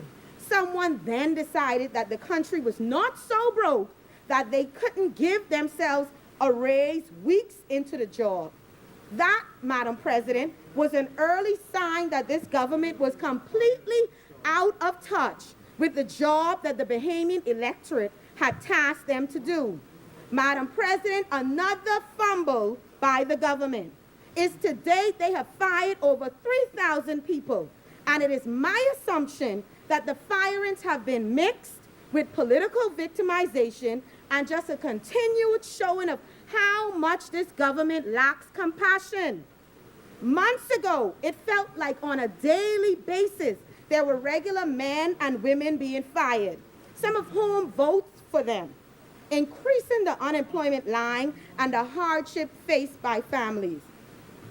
Madam President, a major fumble of this government was allowing the country to be blacklisted by the EU. This is a major, major fumble. Under this blacklisting, the government essentially put one of our largest industries, the financial industry that employs many Bahamians, at risk. Be reminded that the 2000 blacklisting was under the F&M administration, blacklisted by the Financial Action Task Force. Now, 18 years later, in 2018, the country sees another blacklisting under the F&M administration. Madam President, I can only conclude that the F&M administration is bad for financial services and essentially bad for business. Instead of watching the economy and being proactive and competent technocrats that ensures no details or deadlines are missed, we have a government that is more focused on political witch hunts and continuously playing the blame game instead of protecting our sectors and instead of governing. Madam President, last but certainly not least, the biggest fumble was the current management of this Oban saga. This announcement that was made in the other place, I assumed it was meant to be a distraction. However, it returned as a woman scorn hunting this present government. Whilst nobody is suggesting that this government should not act fast to bring economic relief to Grand Bahama and find ways to build entrepreneurs and create jobs with large investments, at all times, the assurance should be to the people of Grand Bahama that any action or investment will be done in decency and in order.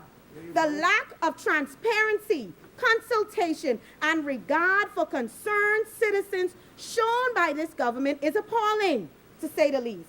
Their actions to sit and witness the HOA signing of Satpal Dunner name by Peter Krieger, a man known to the U.S. authorities after being banned to operate as a broker due to SEC charges of fraudulent activities, shows the government not doing proper due diligence. Madam President, what was even more upsetting, as Mr. Duhana was the person that disclosed to Grand Bahamians that he had acquired to lease 690 acres of land with no sort of public consultation from the government. In addition, the government further showed their arrogance because of instead of actually accepting and admitting the missteps, that they made some errors in judgment and seeking sound advice to pull brakes on this project, the Prime Minister in his contribution stated that this deal was being considered by the former administration under the management of the former Minister for Grand Bahama.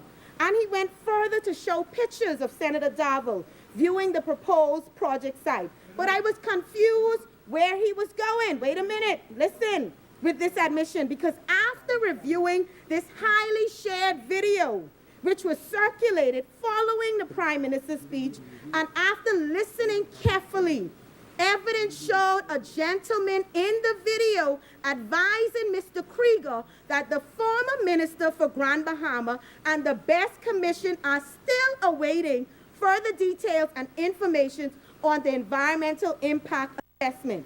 Evidently, one can only assume that an EIA was many of the conditions to be met prior to any further considerations by the former administration. Madam President, therefore, I ask this government, what has changed?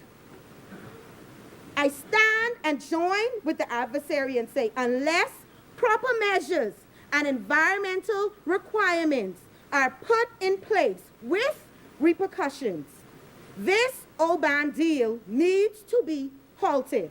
Amen. Madam President, in addition to the fumbles, there are some failures which I wish to highlight. The first is a failure to push through important financial service legislation, namely the Proceeds of Crime Act and the Financial Transactions Reporting Act.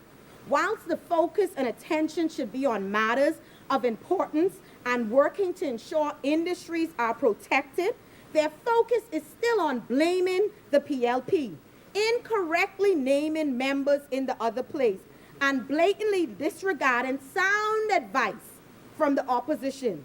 The draft of both pieces of legislation have been circulating for months with little movement from the government.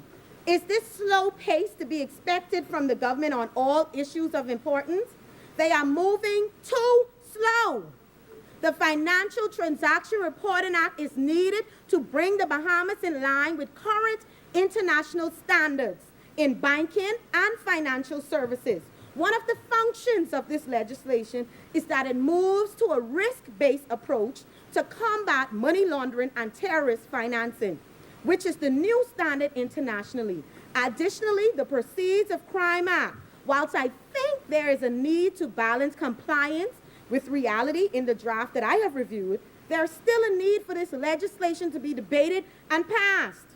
The POCA will bring the Bahamas in line with current global standards in relation to combating money laundering and dealing with the proceeds of crime.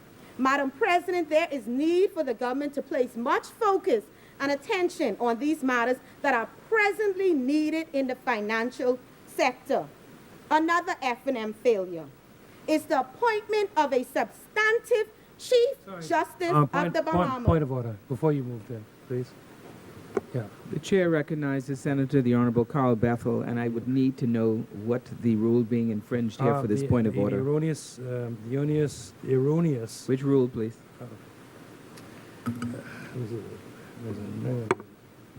Oh, yeah. I need the rules. I need the rules on point of order. If not, please. It was an erroneous statement made by the member, and I merely wish to correct an error. I wouldn't say an untrue, but an erroneous statement. Would you yield? No. Thank you. There are two processes going on. One involves the FDRA and POCA. That's the FATF. We were not blacklisted for that. Okay? You did, because in the context of the blacklisting, you said. We were blacklisted because, at the end of the day, we were asked to give a political commitment by the 6th of March. We gave a political commitment on that date signed by the minister. Then it was pointed out to us sideways that no, what the minister had to say was to have to say to give the commitment in the words used by the Europeans in their guidance notes. And because he didn't cut and paste those words and put them in his commitment on the 6th of March, where he gave commitment to the BEPS and the process and doing everything required by the end of the month, on the date they said was the deadline. He gave that commitment. But because he didn't cut and paste their words and use exactly the words used, that is the reason they blacklisted us. Madam President, I just want to clarify that my statement at that point was the fact that this legislation is needed for the financial sector. I did not say that not passing this legislation was related to the blacklisting. Okay? So I move on. Another F&M failure is the appointment of a substantive Chief Justice of the Bahamas. Madam President, the Constitution of the Bahamas provides for the separation of powers of the executive, the judiciary, and the legislature. To help the public at large understand why this issue of acting Chief Justice is so burdensome, I would take a moment to briefly discuss the separation of powers. The executive branch consists of cabinet. They have been sworn in and appointed almost immediately to take their portfolios and act in the powers afforded to them. The legislative branch is the parliament, consisting of the Senate and the House of Assembly. I am not acting as I was sworn in with the other opposition senators the last week in May 2017. Then there is the judiciary, which comprises the Supreme Court and the Court of Appeal. Madam President, the lack of appointment of a substantive Chief Justice and the appointment of Justice Stephen Isaac as acting Chief Justice of the Bahamas effectively undermine the principle of separation of powers. There are two issues that can be raised.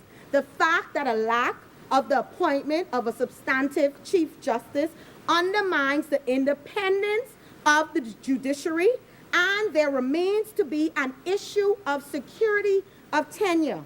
Acting leaves a potential for the actions of the acting Chief Justice to be fettered. Will the acting Chief Justice be judged on any decision he makes because he is acting? Is there a potential for undue influence with the decisions of the acting Chief Justice? Further, Madam President, it is untenable that the person in whom such authority is vested is presently placed in a position where he is uncertain to date of his own security of tenure. Madam President, my advice to the Prime Minister is as soon as he is done with his pot of stewed fish, to hold up the separation of powers principles and to act within his rights afforded to him by the Constitution. Without further delay, do the right thing and properly appoint a substantive Chief Justice of the Bahamas. Responsible governance. Madam President, whilst there are many of other failures and fumbles of this government that I can list, my time is limited, and I would love to offer some advice. How do we ensure we govern responsibly? What are some of the areas of concerns needed to be considered? There are many policies and reforms that all of us can agree we hope to see in our country, such as transformation of education, upgrading the communities. However, this can only be achieved if we build a modern, inclusive, and globally competitive economy. Small to medium businesses are very important to the economy and should be treated as such. There must be policies and legislative changes which allow the sufficient access to capital at reasonable interest rates. Madam President, I was doing some research to further provide guidance, and I came across Australia, who describes SMEs as the heart of the Australian economy.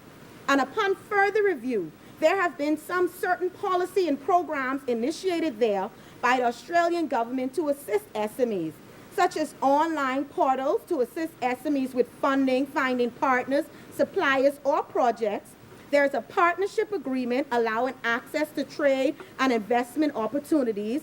There's crowdsourced funding, a legislation that assists SMEs to raise capital and funding from the public in an easier way. Madam President, whilst the Bahamas will have come up with programs that are suitable for this economy and this jurisdiction, it is important to remind this government that they promise to assist entrepreneurs and bring about ease of doing business.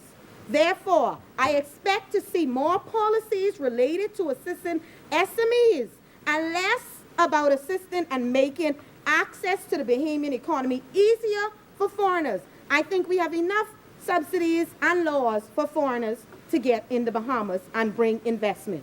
Let's start working for Bahamians. Climate change, hurricane preparedness. Madam President, I have spoken in this place many times about the important focus that needs to be placed on climate change, as there's presently a growing concern globally. There must be some review of our present policies to determine infrastructural changes that can assist as best as possible against the raging seas. Madam President, in previous contributions, I stated clearly that the present makeup of the Bahamas places us in an unfortunate position. Whilst we benefit from our beautiful waters and beaches and sand and sea, we are threatened by the continued sea level rises. And there may come a day when the evidence of sea claiming land at the north-south crossing in Eleuthera become more of a reality for the entire Bahamas. The government must begin to place much focus on substantial plans, relocation agreements for the country, and making the necessary changes from the dependence on fossil fuels to renewable energy sources, similar to a structure in Norway. Further, Madam President, much needs to be said about the government plans as we approach the hurricane season. What form of hurricane insurance coverage do we presently have in place? Or will we return to self-insurance as the previous administration suggested? It is apparent that the clauses of that previous insurance returned fruitless results following Hurricane Irma. What are the present plans? I saw some notice circulating on social media, and I am hesitant to believe what is sent around unless it is an official statement from government. Therefore, I would like confirmation on the statement circulating that the Ministry of Works have requested homeowners to take out all risk insurance as we approach hurricane season.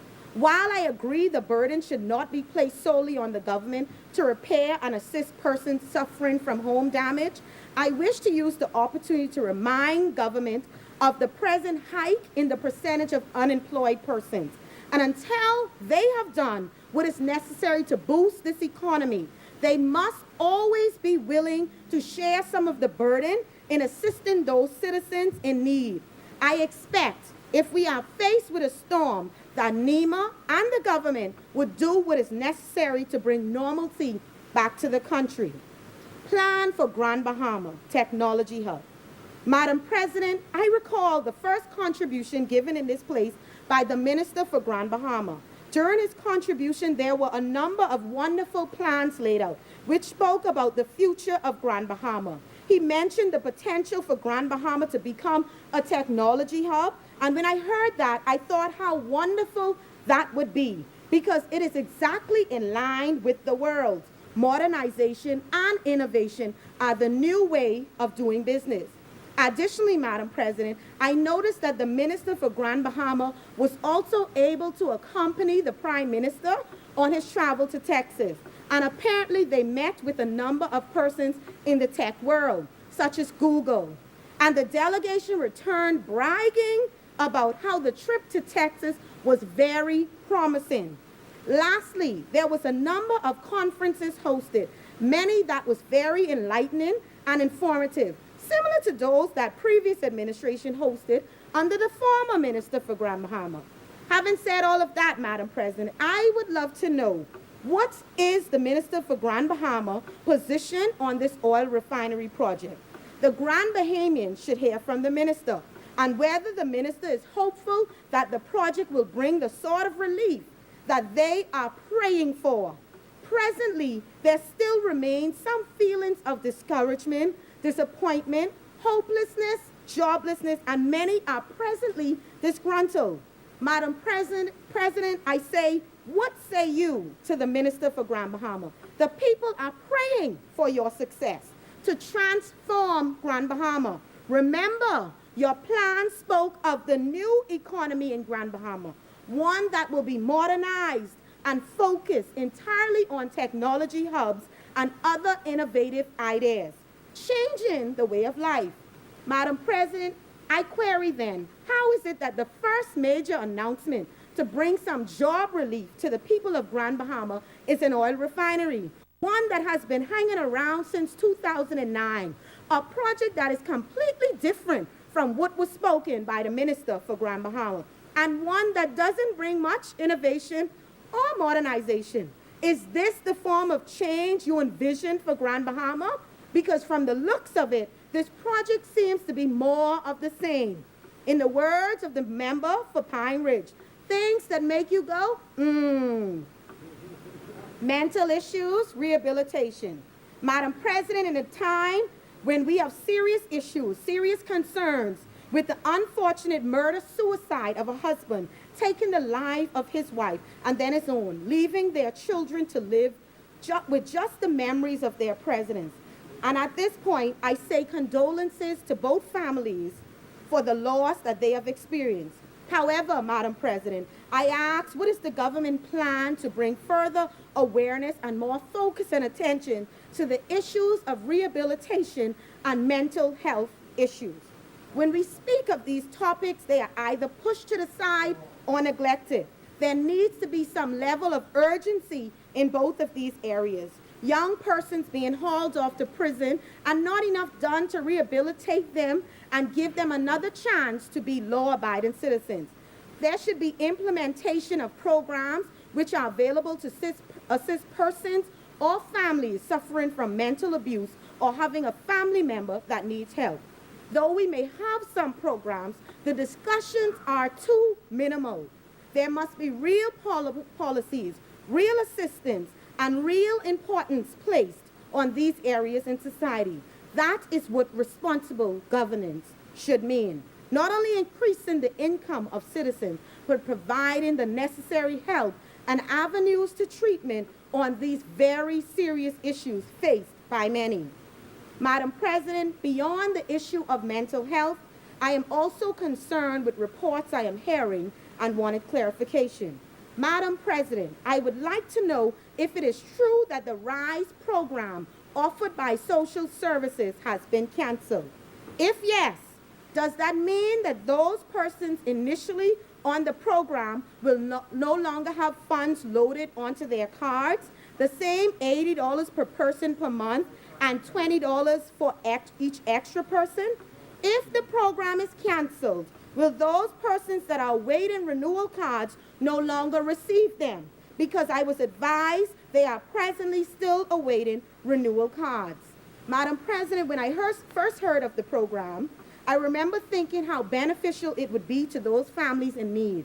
What I understood of the workings of the program is that following family and individual assessments, social services entered their information into a database and provided persons with prepaid cards with funds to be loaded monthly, essentially taking away the dehumanizing connotations associated with thousands of persons in need standing in the line at the facility waiting for assistance monthly. Instead of towing a line, the funds would be loaded onto their cards monthly, changing the way of life for many of those underprivileged families. So I ask, Madam President, why cancel this program that helps those in need feel a part of the economy without having to go through the embarrassment of lining up outside every month in the hopes of receiving their assistance? This program reminded me of the system in America, the EBT card system, which to this day takes away the feeling of being less than. So for the life of me, I cannot understand, if this is the government for the people, why would a program such as the RISE program be discontinued? If you are cutting costs, why would you begin with those that need assistance the most? And if you feel that there were some negative elements of the RISE program, why would you not find a viable alternative before cutting the program? Madam President, I ask, who is fighting for the people that thought it was their time? In the words of a popular WhatsApp spokesman who brings attention to many issues in the Bahamas, I call on the attention of those in power. I call on the attention of those that are in this place and the other place, and I ask, who are you serving, the people or your selfish needs? Attention, attention, Bahamas.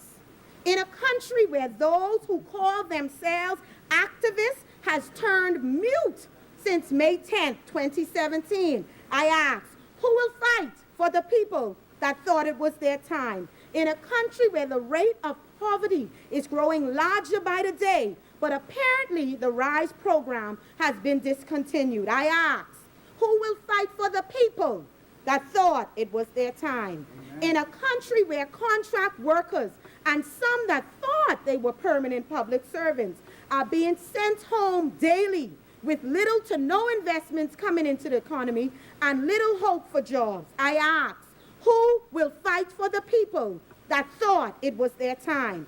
In a country where civil servants are still awaiting back pay, whilst contracts are being issued in millions of dollars, some without going through the tender process, I ask, who will fight for the people that thought it was their time? Madam President, I end by cautioning all leaders, all potential leaders, all politicians, all aspiring politicians, time is up for pretending. Time is up for sweet talks. Time is up for using the Bahamian people. And time is up for ignoring the needs of those in this country. The Bahamas needs servant leaders, those who will honestly fight for the lives of each and every Bahamian to be better. This economy is struggling. It is time we stop with the politics of everything. We need honest people with the heart for the people to step forward. This silence by many because they are benefiting, this selfishness by leaders because when they go home to their mansions, they don't have a worry in the world. It must stop. Madam President, I am not only speaking as a senator in the Bahamas, I am speaking as a Bahamian because I live in this country and the success of this country means a lot to me. I am speaking as a millennial because I was told my generation is the future. And it seems the future is being ignored because of greed. I am speaking as a middle-class citizen because certain laws and policies are crippling the middle class, and there's a cloud of hopelessness hovering over our head. I am speaking as a young professional, hoping that someday I can experience a level of success and achievement in my country and pray that my success is due entirely to the beneficial policies implemented by my country because our leaders finally put Bahamians first. Madam President, I always hope that my thoughts and concerns do not fall on deaf ears. There's a need for some consideration to be given to the way in which the economy is presently being governed. And it is not too late for this government to make life better for Bahamians. Because if that is their achievement, if that is the work that they have done within the time given to them, then surely they deserve to have another opportunity to serve this great country. Lest I remind them, 1 year down, what will you do with the next 4 years? God bless the Bahamian people. God bless the Commonwealth of the Bahamas. I assure you, Madam President, if anybody is deaf, they can now hear. The chair now recognizes Senator the Honorable Dwight Sawyer.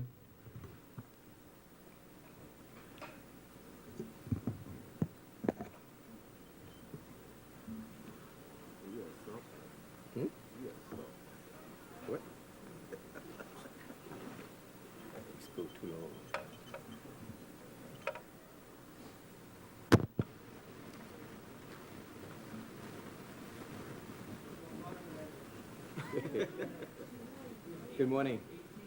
Good morning, Madam President. Good morning, fellow senators. Well, good afternoon. Good day, fellow Bahamians. Madam President,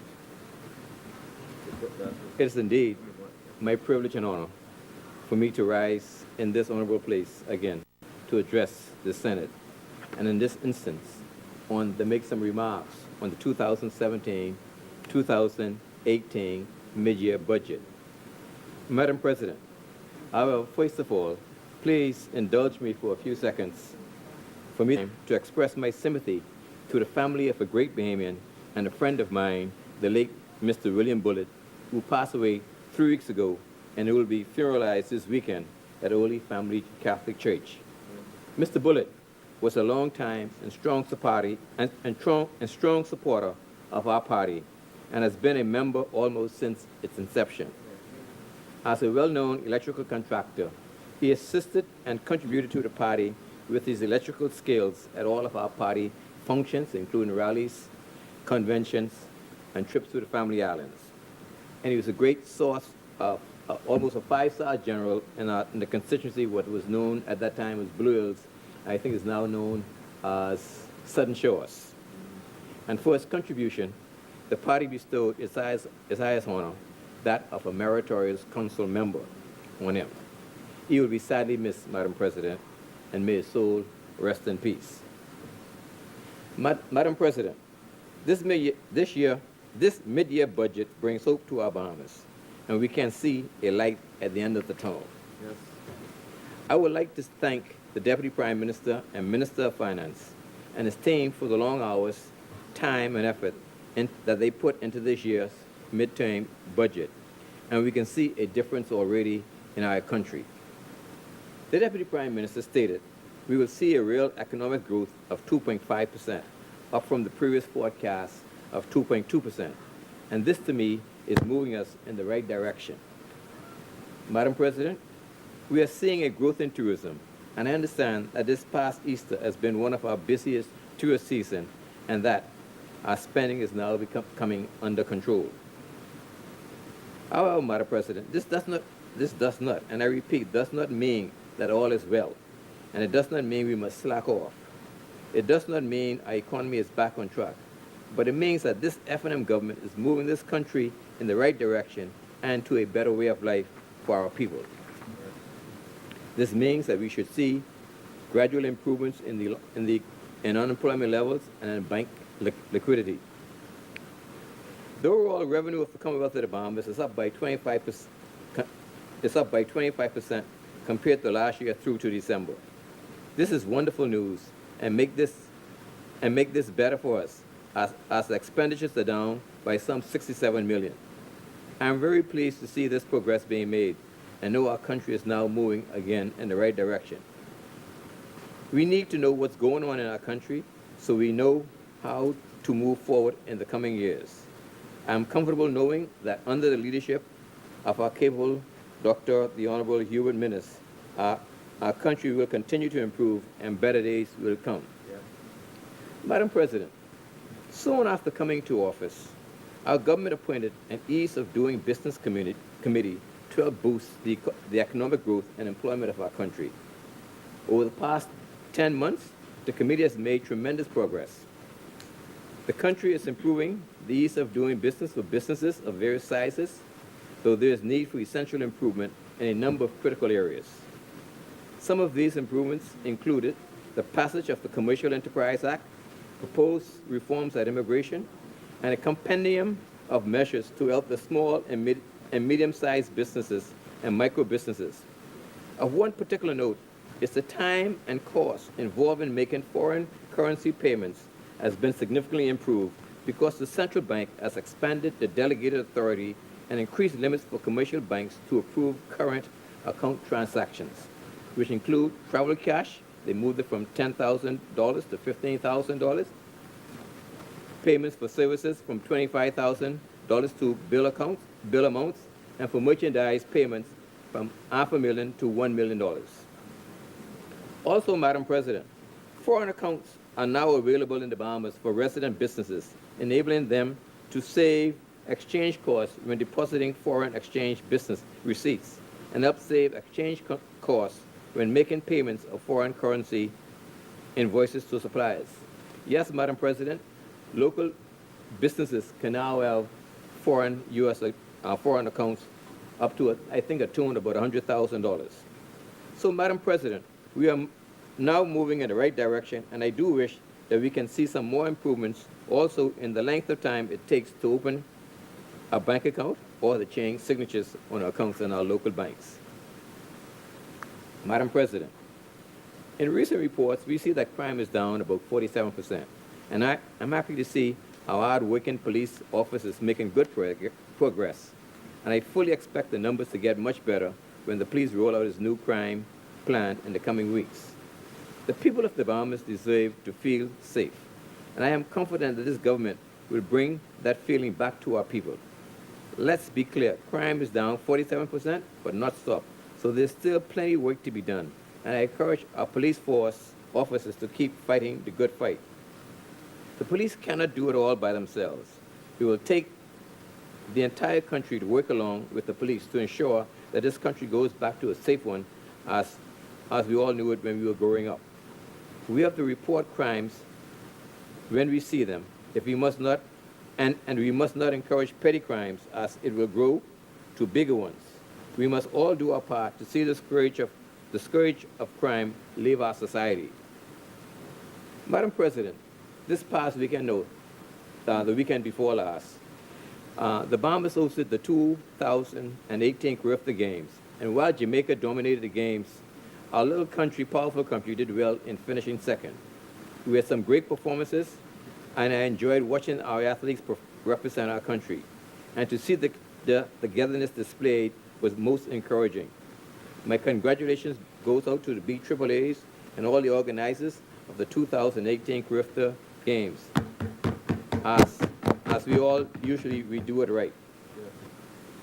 Madam President, as most of you know, I was born in Arbor Island, as we now call it, Bralin, as it called for many years, Bralin.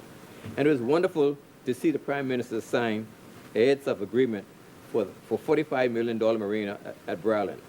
And I'd like to congratulate the Member of Parliament for his influence that he played in that particular part. And I'm talking about the Honorable Ricky Mackey. This is good for Bralin and Eleuthera, as this project will not only provide jobs for Bralinders, but also for Eleutherians and many other Bahamians. And I'm also pleased that a new airport will soon be built in North Eleuthera, and that will be most welcome. And finally, Madam President, I wish to commend the Member of Parliament for St. Barnabas for the tremendous job that he's now doing, that he's doing together with his authority in keeping the island of New Providence clean and pristine. And as you go around, you can see them. The men are cleaning the parks, the verges, the streets, and also the beaches as we go along. And the island is now looking more beautiful and clean, Madam President. And I say, keep up the good works, Member of Parliament for St. Barnabas. Madam President, on that note, I thank you, and I support this mid-year budget. Thank you very much. As many, Chair recognizes Senator the Honorable Jamal Morse.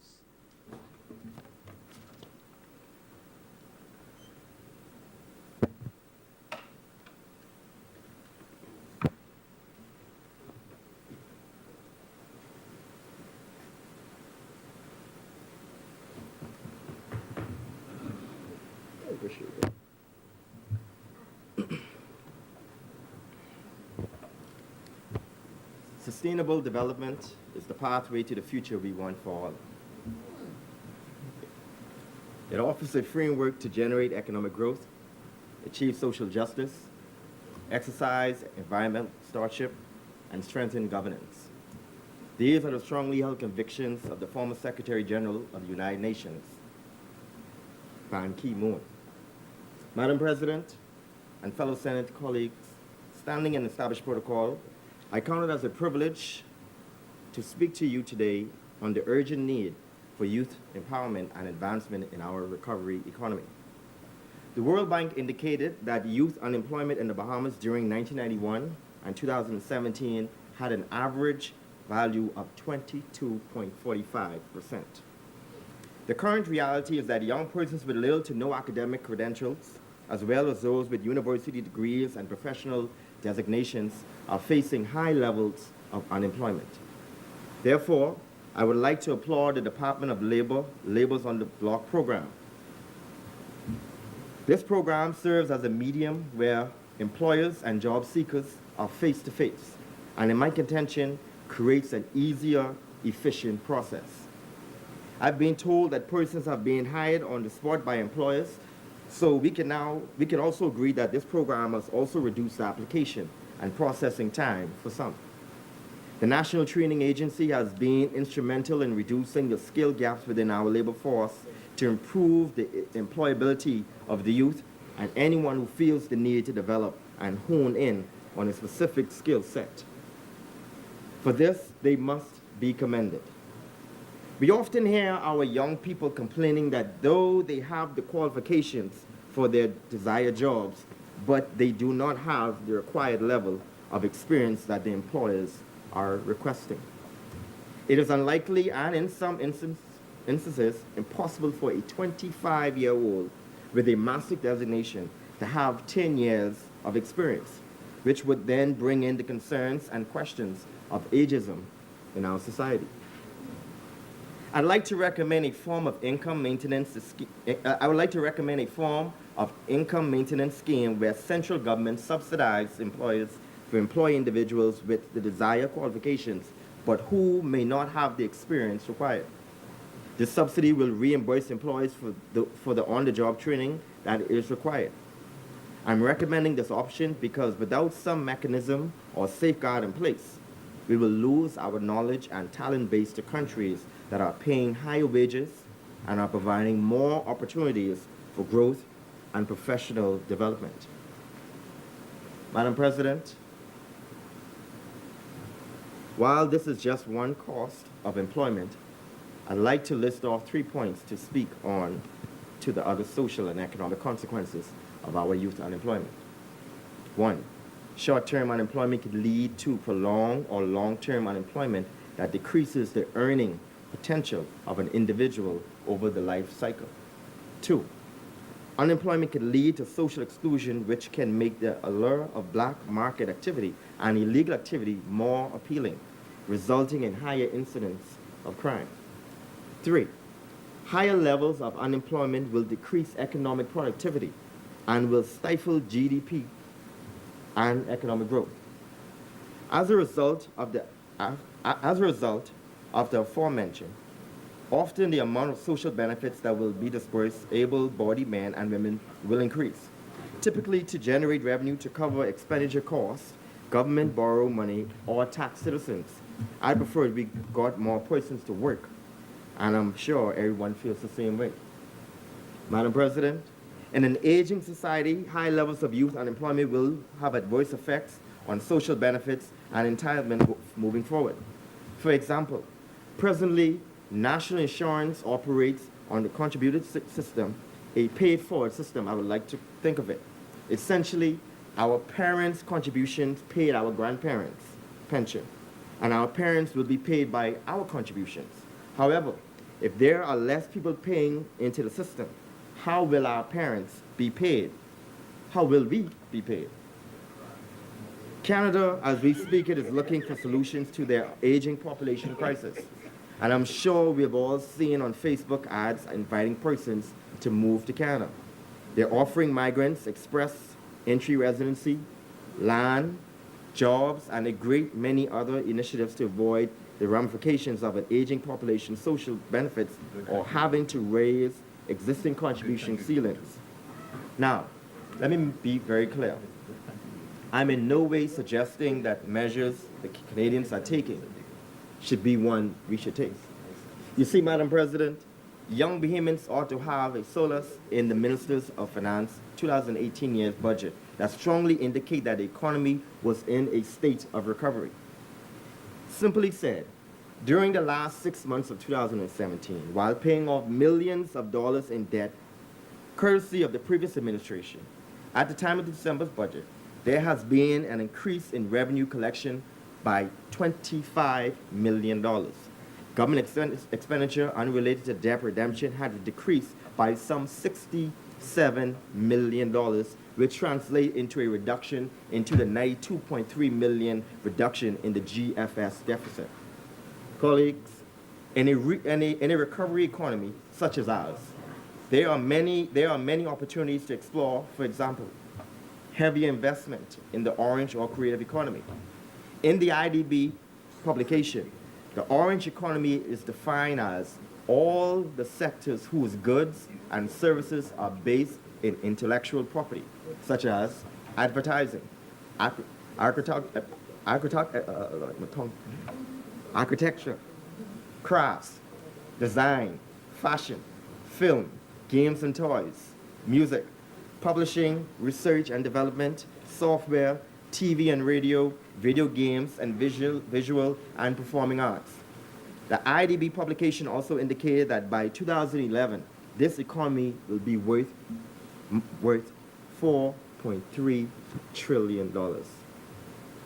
Madam President, while those opposite continue to pride themselves of misleading the Bahamian people just to gain traction or attention for themselves, claiming that this working people's government is on vacation or doing nothing, let me remind them that, recently Nassau in the...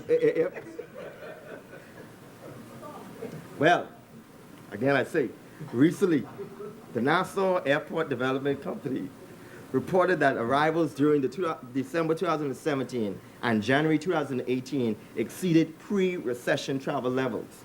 The management company responsible for the Bahamas' busiest airport reported that air travels at Nassau Linden International Airport were the highest in the country's 11-year history, and for the first time in a decade exceeded pre-recession travel levels.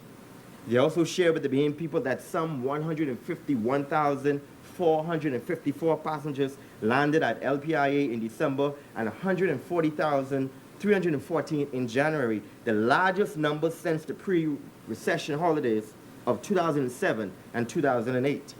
December's increase was the highest in a single month, up nearly 15,000 over the second best year a decade earlier. Madam President, if I may, also like to share some photos from some of my friends who are down there in Half Moon Key, who are also praising this government for its work, for getting the our economy recovering. And I like to commend our Minister of Tourism, Minister Diagla, for doing an awesome job. And this ministry, as you can see here, some pictures were sent to me from Half Moon Key, where the tourists came together, just want to take the picture and show the Bahamian people that they are enjoying the Bahamas. And I will pass it on. As you can see, Half Moon Key.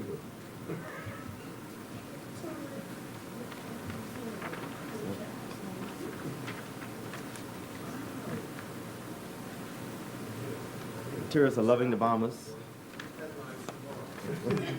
Say what? Oh, thank you. Positive news, man. Positive news. It's positive news for the country.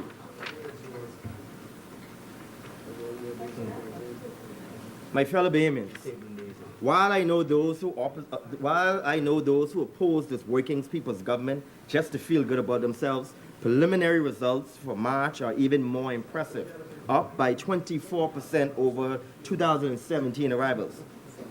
The strong increase on air travel to LPIA is excellent news, said NAD CEO Bernice Walkin. While we are handling more passengers than ever before, we are also pleased that the enhanced system, including pre-clearance check-in, the new system have made LPIA experience smooth, efficient, and enjoyable for passengers from around the world. My fellow Bahamians, in addition, Expedia reported that the Bahamas is the Caribbean jurisdiction that saw the biggest increase in inbound travel from within the Caribbean. According to our hard-working Minister of Tourism, he said, and I quote, "Looking at our New York, Fort Lauderdale, and Miami, they are all showing growth of roughly 15% of the 4 Keys data. Canada, out of Calgary, Toronto, and Montreal, over the next 3 months are showing 27% growth. The UK is at 12% growth. Tourists want to buy our cultural product, not just our sun, sand, and sea." Colleagues, just to strengthen this point I just made, the minister urged Bahamian entrepreneurs to step up to the plate and exploit this growth, urging that the nation's private sector was failing to fully take advantage of the economic opportunities presented by the total of 6.3 million tourists setting foot in this nation annually.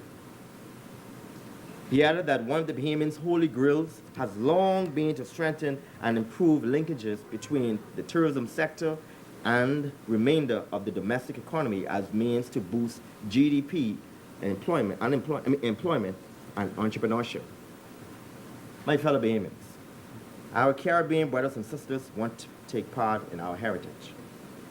From the creative economy can come immense opportunity for the youth, but we have to provide them with the resources and the environment to challenge, to create, and bring forth.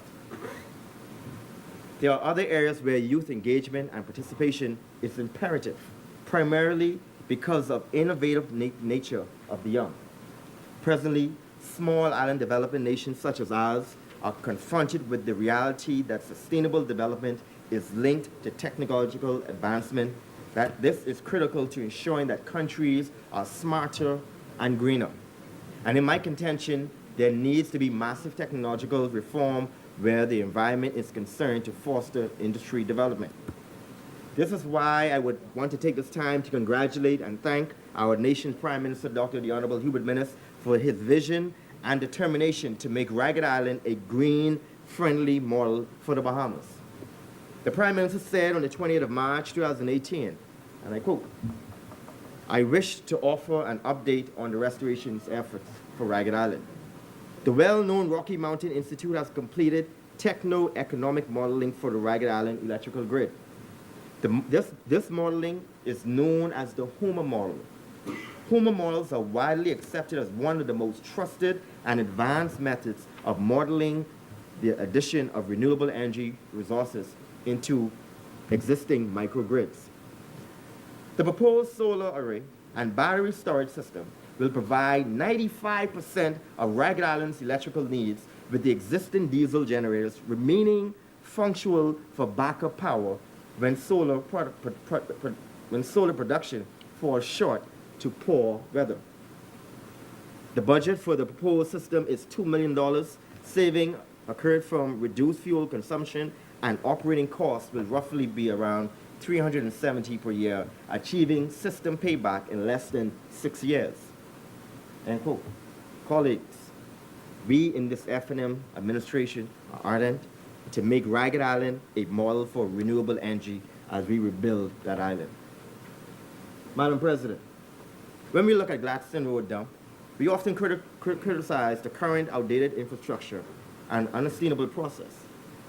It is evident that the earmarked resources must be specifically allocated to ensure we move from an open dump as it exists now to a waste-to-energy solution. Through research, I am quite impressed by the waste-to-energy solution currently in operation in Sweden. This system, as it exists, has been regarded as too successful. In a nutshell, this solution involves nationwide recycling and the unrecyclable material that is generated and incarcerated to produce energy. In Sweden, only 4% of Swedish waste actually ends up at the landfill. Can you believe this? 4%. The Swedish is now importing waste. While I'm not advocating that we import waste, I want us to examine the economic opportunities that will present themselves with a waste-to-energy solution. For example, the creation of jobs and industry by way of transforming the open dump as it exists now to a landfill enforcement of recycling in the homes, school, clinics, hospitals, the opportunity to export waste, solid waste, such as the build of derelict vehicles and the repurposing of exporting of unrecycled materials. Improving the state of waste management will have positive effects on the reported rodent infestation and incidence of diseases caused by environmental factors. Madam President, in addition to the main challenges we are faced as a nation, coastal erosion is a pressing reality. There's a finite supply of fresh water in the Bahamas and around the world. Cape Town, South Africa has received its day zero. And I'll say it again. Cape Town, South Africa has received its day zero. The 4th of June 2018 represents the day when water reserves would have fell below 13.5%. Cape Town has a population of 3.75 million people. Previously, 10 billion liters of water was donated to Cape Town by the Western Cape. This supply lasted a whopping 20 days. The day is coming when persons will have to wait in a line for a daily allotment of water. Madam President, water is one of the world's most precious resources. I was reading an article in the nation's website which said, global experts have warned that the Third World War would be fought over water since almost all the countries are facing the water crisis as their population is drastically increasing and resources are decreasing.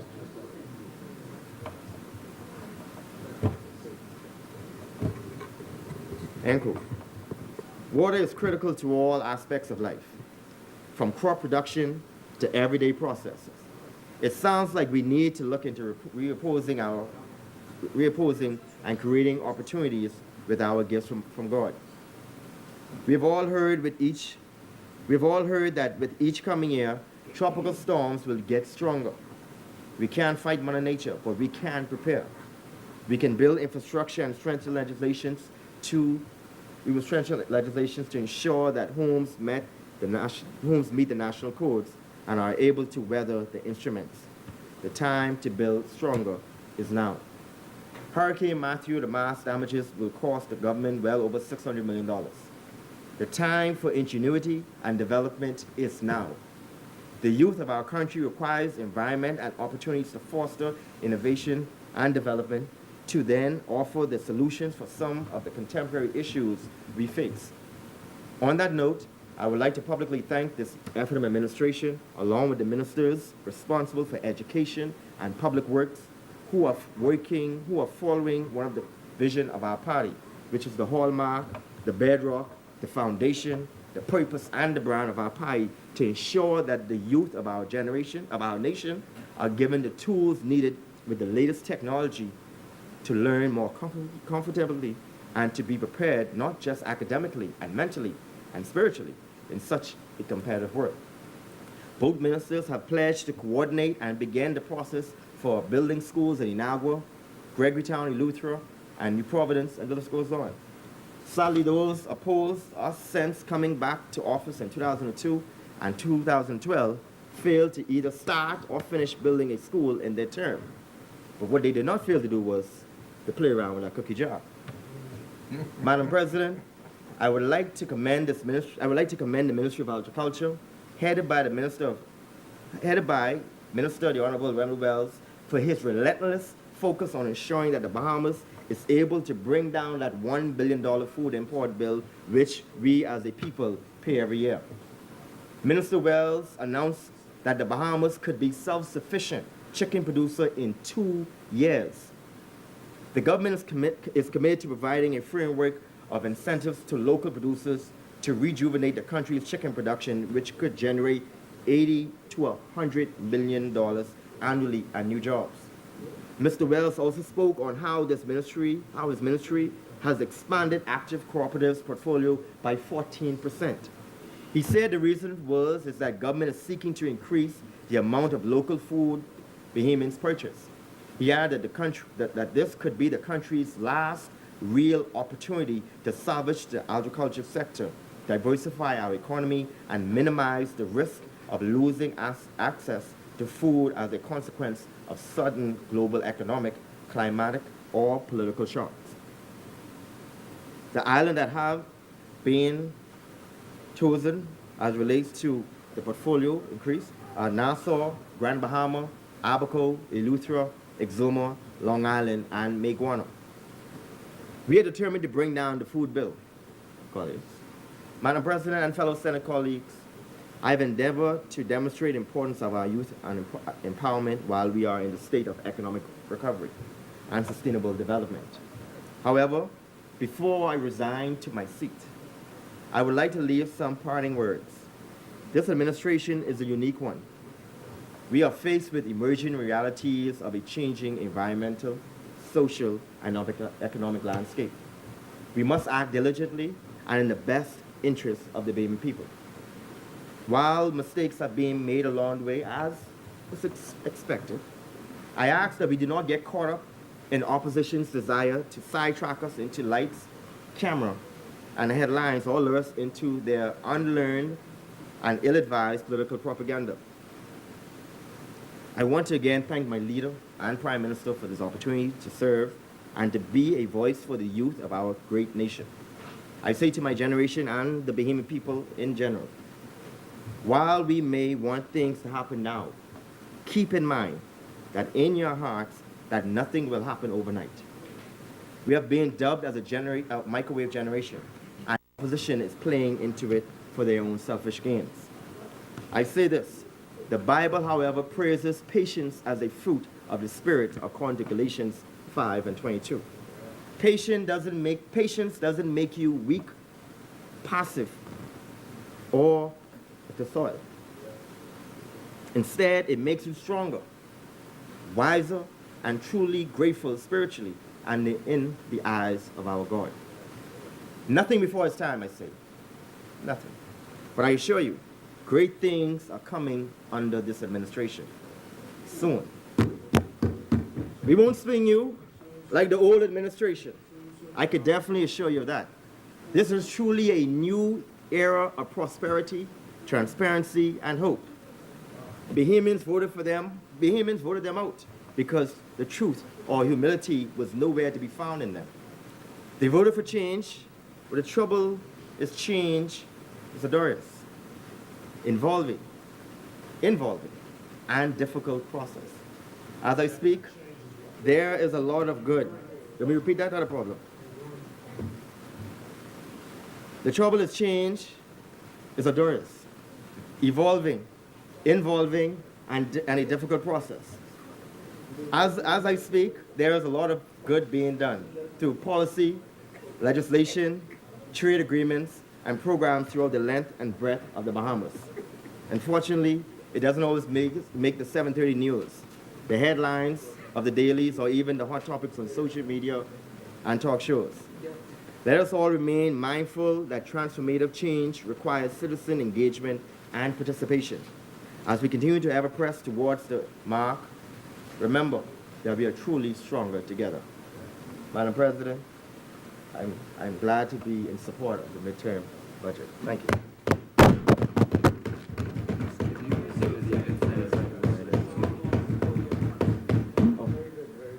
As many, Chair recognizes Senator the Honorable Clay Sweeting.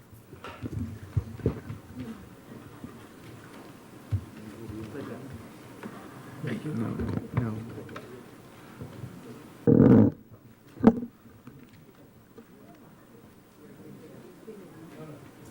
Madam President, it is indeed an honor to stand here today to represent and to speak on behalf of the people of the Commonwealth of the Bahamas. I must always thank the Almighty God for the strength and fortitude to be here, as well as my family and all those who have supported me. I must first congratulate all the participants in the recent Carifta Games held here in Nassau. We had individuals from all over the Caribbean, right here in the Bahamas, to engage and watch the competition to cheer on their own. Madam President, not that I am taking away anything from the participants in Nassau, but I would especially like to congratulate those from the Family Islands who have such an infrastructure difference to compete on an international stage. Many people take it for granted to come from the Family Islands, but all of them deserve recognition. This includes all local and international athletes who do a special job to bring international recognition to our country. The member for South Andrews touched on it in the other place about the need for the Bahamas to seriously look at diversification in the sports tourism sector. It is now an emerging market. Indeed, over the past 20 years, the interest in sports, especially elite sporting events, has grown at a phenomenal rate. Sports tourism events at the international, national, and regional levels have double economic effect. Tone The it down, direct please. effect of the attendance of the competitors and accompanying persons, and the indirect effect of the marketing of the Bahamas, which leads to tourism flows. This indirect effect can make large impacts on the economy and of the Bahamas. We have seen in recent times and many years before, medalists such as Sir Durward Knowles, the late Honorable Bernard Nottage, Eleuthera native Chris Brown, and many other persons has contributed to our country's sports development. Just this year, we have won the gold in water polo, and recently at the Carifta, we placed second in total medals awarded. This just proves that we can and should play a developmental role in the promotion and expansion of our sports tourism industry.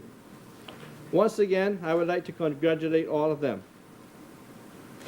But hearing all of this, and hearing the pressing stories of the medal situation and the recent Carifta Games, I wish this government would put some focus into the sports tourism industry.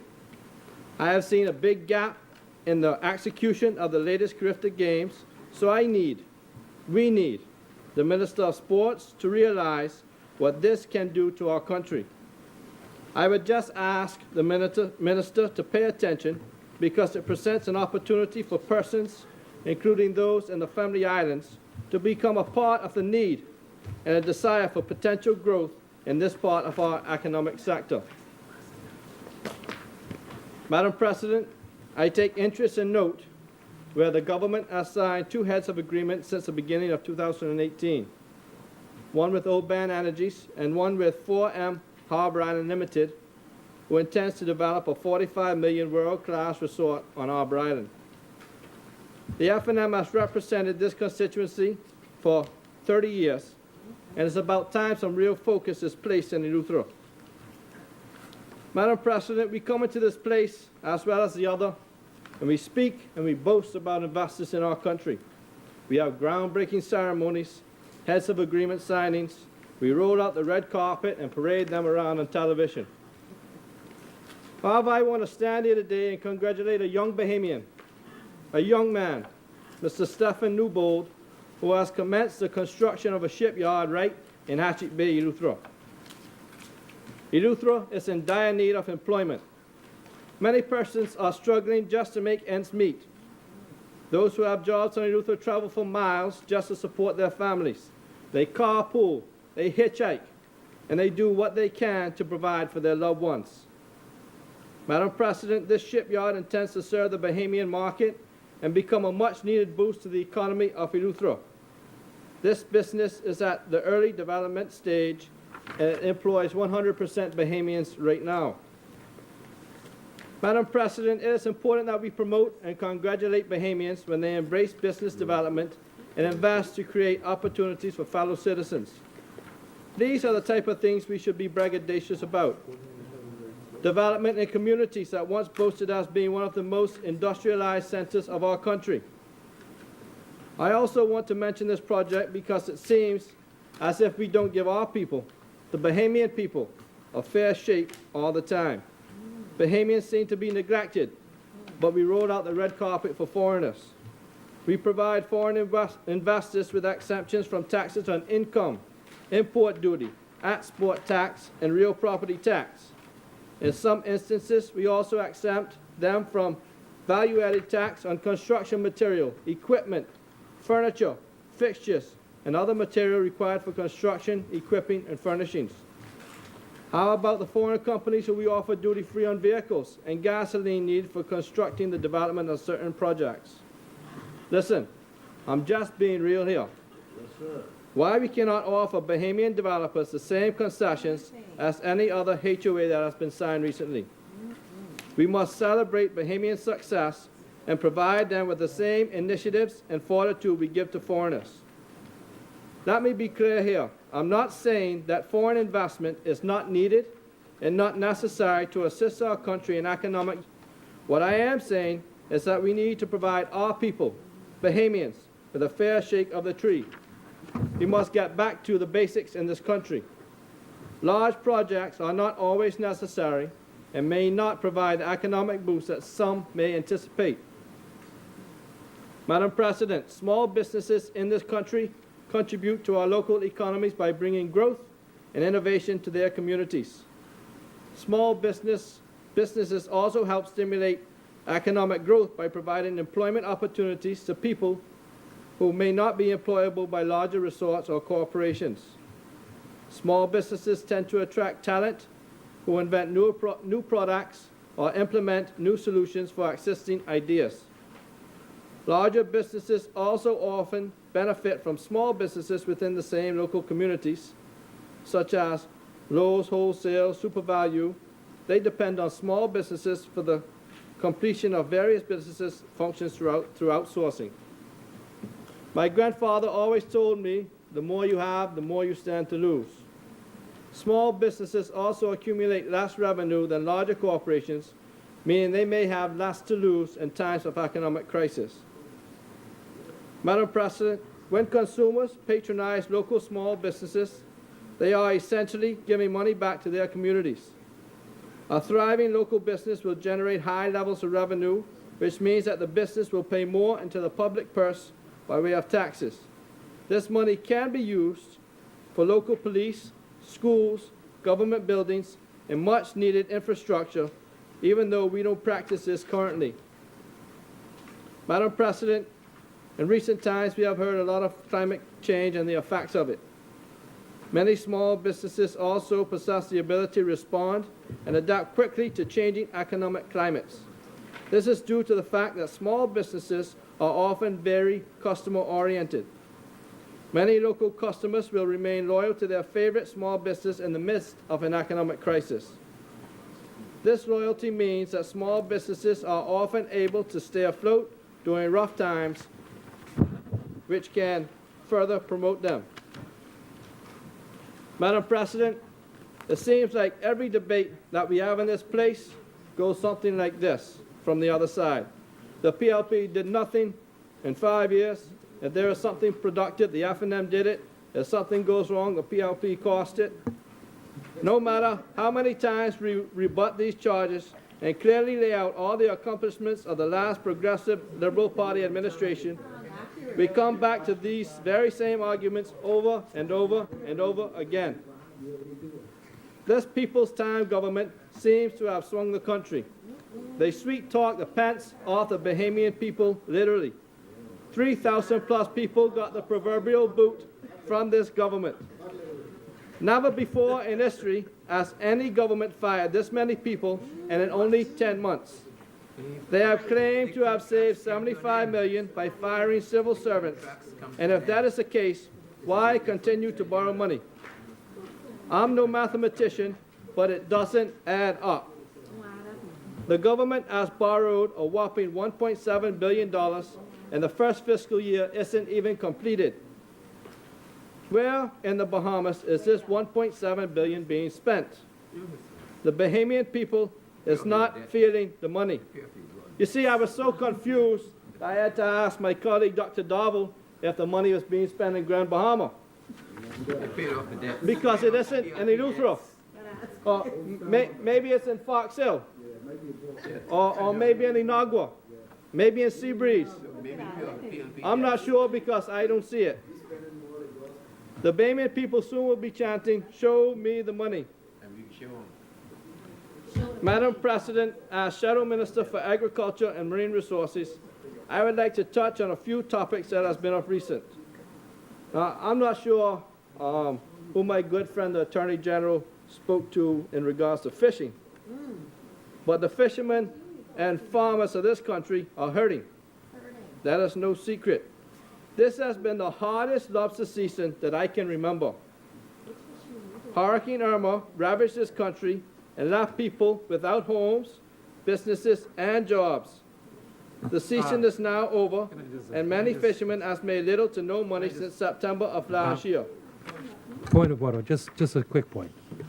Not to be overly contentious. The chair recognizes Senator the Honorable Carl Thank Bethel. you. I watched it on the news. The fellas had these big lobsters. They said they had a great season. They said what happened last year was because of Hurricane Irma. The season was truncated. Many people got frustrated, had some problems getting back into operation. So the competition was less fierce. And these were fellas from where you from was bragging about it. So I think you need to go and talk to the boys and have a more recent conversation because they were on TV holding up big lobsters saying what a good year they had.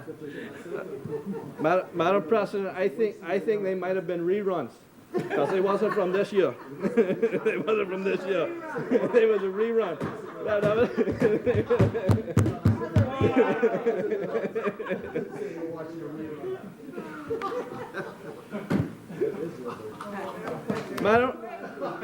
Madam President, the fishermen of this country, the fishermen of this country is feeling it. Fishermen from Abaco, Grand Bahama, Spanish Wells, Long Island, and many other communities across this country. The large processing facilities that employ a number of Bahamians is feeling it. The communities whose pure survival on the fishing industry is also feeling it. Do you know that some of the prominent fishermen in Long Island, Spanish Wells, is now turning to try and use their boats for tourist tours because they cannot make it fishing? One of the largest fish houses in this country, Ronald Seafood's processing facility, is down 55% on its lobster exportation this year. Let me repeat that. The fishermen of this country have harvested on average 55% of what they did in the previous season. These full circle economies are being impacted. I'm not just speaking as a senator today because I'm speaking as a citizen of one of these communities. My father and many fishing vessels has made little or no money since November last year. The season is now closed and they will have 5 months without any income. Usually men would work off season on the vessel's fiberglassing and performing regular maintenance, but the money is not there. So what are they to do? In November of last year, the Minister of Agriculture and Marine Resources visited Spanish Wells and met with the fishermen of the island. They expressed their concerns for the industry and the need for government assistance and intervention. The fishermen of this country fend for themselves for the most part, and their cries to the government are usually something that is doable. However, after a meet and greet, they have not received the assistance from the government that they needed. The exigency order ended on March 26th this year, and I would lobby for its extension, but none of the fishermen benefited from it, so it's of no use to them. I may be wrong, but I don't think that one fishing company has received assistance with the VAT exemption. Madam President, my point is that there is so much work to be done, so get to work and stop blaming the PLP. In regards to farming, we must enact policies that foster the growth of mid-sized farms that can bring an abundance of benefits that would in turn promote healthier economies, healthier food, and a healthier environment. The agricultural sector has contributed to the growth and major contributors, and we must find ways to add to the national income and export earnings. The agricultural sector initially derived from production of livestock, fisheries, and other miscellaneous crops in the 80s, especially in Atchik Bay, Eleuthera. We must promote agricultural industrial linkage through the expanded development of agro-based industries, mainly in processing, storage, and handling of agricultural commodities to increase their value added. This would in turn develop a way for us to export.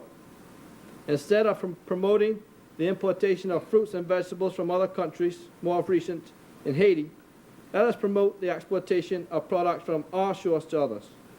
There is no issue with importing goods from other countries, but we have farmers here that need assistance. Our farmers. Madam President, does this government have a plan for the farmers of this country?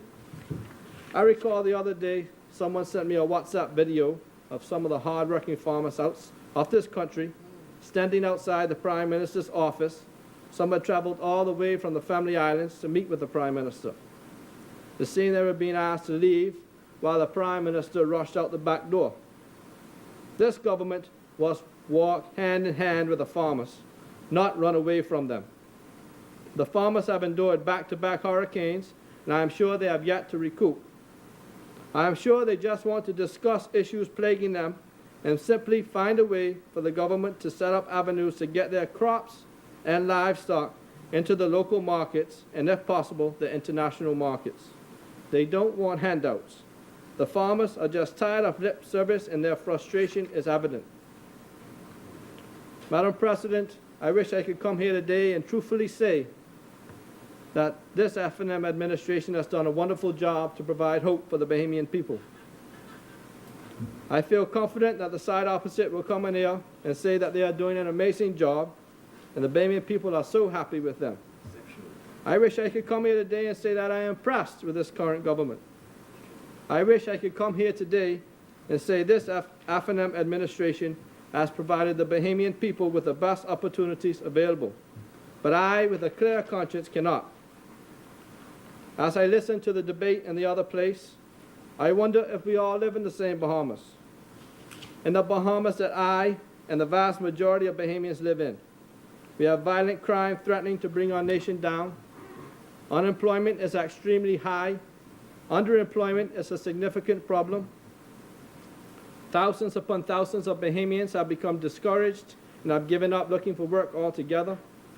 Thousands of Bahamians have to suffer the indignity of lining up, in some cases for hours in the hot sun, to wait for food assistance from the Department of Social Services. The school dropout rate is through the roof. Home foreclosures continue. The cost of living continues to rise. The standard of living continues to fall. Layoffs and the threat of further layoffs have become a fact of life. The cost of medical insurance puts it out of reach out of the increasing numbers of Bahamians who are fortunate enough to have insurance in the first place, and national insurance seems to be put on the back burner.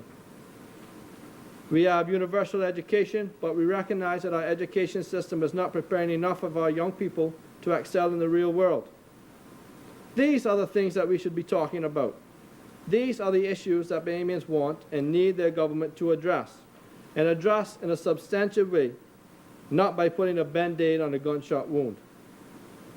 I believe that if one were to ask the Bahamians if we were on the right track, we would get a resounding no. Madam President, I also listened at various members of the side opposite in the lower house just take a tax on regular citizens, and unfortunately, it seemed they were from the island of Eleuthera. First of all, let me say that I would not personally attack anyone on the side opposite, as I have friends on both sides, and I think that most of us do.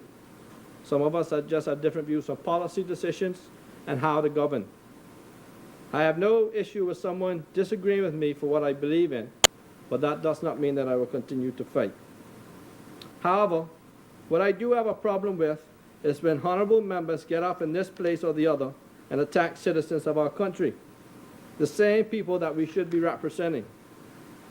It wasn't enough that the 2 airport managers on Eleuthera were unceremoniously fired, but because it seemed of the party they supported, but they had to be lambasted and insulted by former political colleagues. the Member of Parliament for North and South Eleuthera, took turns defaming these two young Eleuthera women, Danielle Gibson and Ollie Barrett. The member for South Eleuthera. Sorry, point of order, Madam President. Chair recognizes Senator the Honorable Kwesi Thompson, and could you please tell me what the rule being infringed Madam President, I'm sure that there is a rule that prevents you from defaming. Well, I'm doing the same. I'm doing the same thing, from speaking adversely on other members. But more importantly, I just caution the member to use different words, because he said defamed, and obviously when you are speaking about another member of Parliament, defame is not just a civil issue, but it also can be a criminal issue. So I would just caution him to use another term rather than defamed. Yes. Okay. Senator Clay, you be so guided accordingly. So the member for North, I withdraw that. But the member for North and South, whatever the case, they spoke ill of two citizens in this country, which should not be in these honorable chambers. The member for South Eleuthera bashed the manager in Governor's Harbor and started to heavily criticize the former manager for North Eleuthera. Then he said, I'll save that one for the member for North, as if they were enjoying taking turns insulting citizens. Members in the lower house laughed and beat on the table. This is not just a shame, but an embarrassment. Instead of discussing something substantive and express concern for the development in Eleuthera, such as the Glass Window Bridge, which has received a Band-Aid approach, no repairs to the verges of the bridge, the metal posts just create a single-lane traffic and no signage, and also at the sand pit, the quarry that was laid there has started to wash away. Why not speak about the need for economic diversification on Eleuthera? Why not speak about the much-needed assistance for farmers and fishermen? Why not speak about the need for improvement in infrastructure, such as the North, Central, and South Eleuthera airports? Why not speak about the need for the mini hospital in Eleuthera that has now been cancelled? How about fighting for medical relief for our people? Madam President, we have seen the headlines and the matter concerning Oban, and how it has loomed across the airwaves and newspapers. It would be remiss of me to come here today and not to mention the circus surrounding the HOA that was signed with Oban Energies. Some persons supporting the opposite side have stated on social media and other avenues that the PLP is fighting against job creation. That is not so.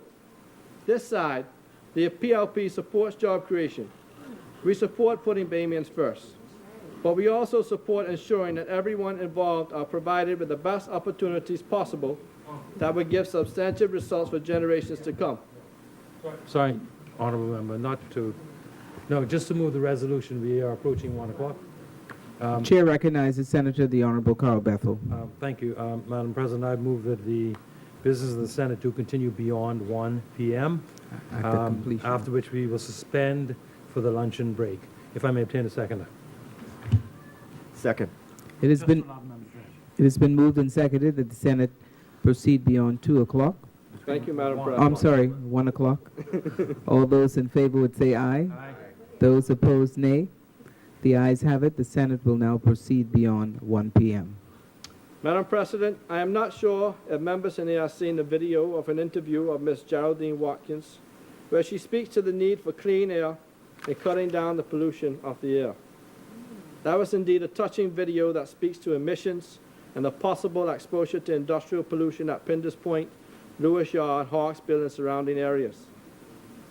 With the possibility of water contamination, fish stock, and sea life pollution and other concerns, why would this government sign an agreement for which they are bound regardless of the report of the EIA? That is unbelievable.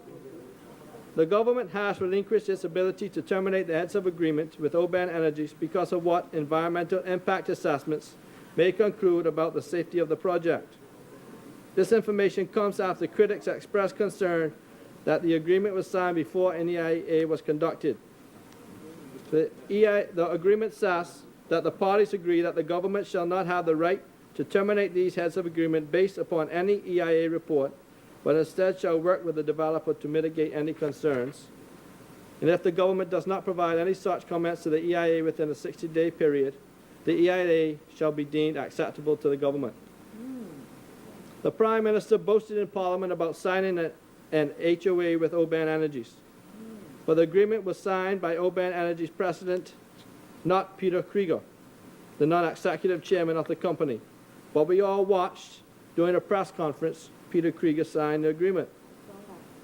The agreement for the $5.5 billion oil storage and refinery project featured no signature from Mr. Krieger. The Prime Minister then said that it was a ceremonious signing and that the document had been signed prior. However, the date that the Prime Minister provided for the signing was indeed before the announcement of the HOA. Oban's website changed overnight after questions loomed of the persons involved in the venture.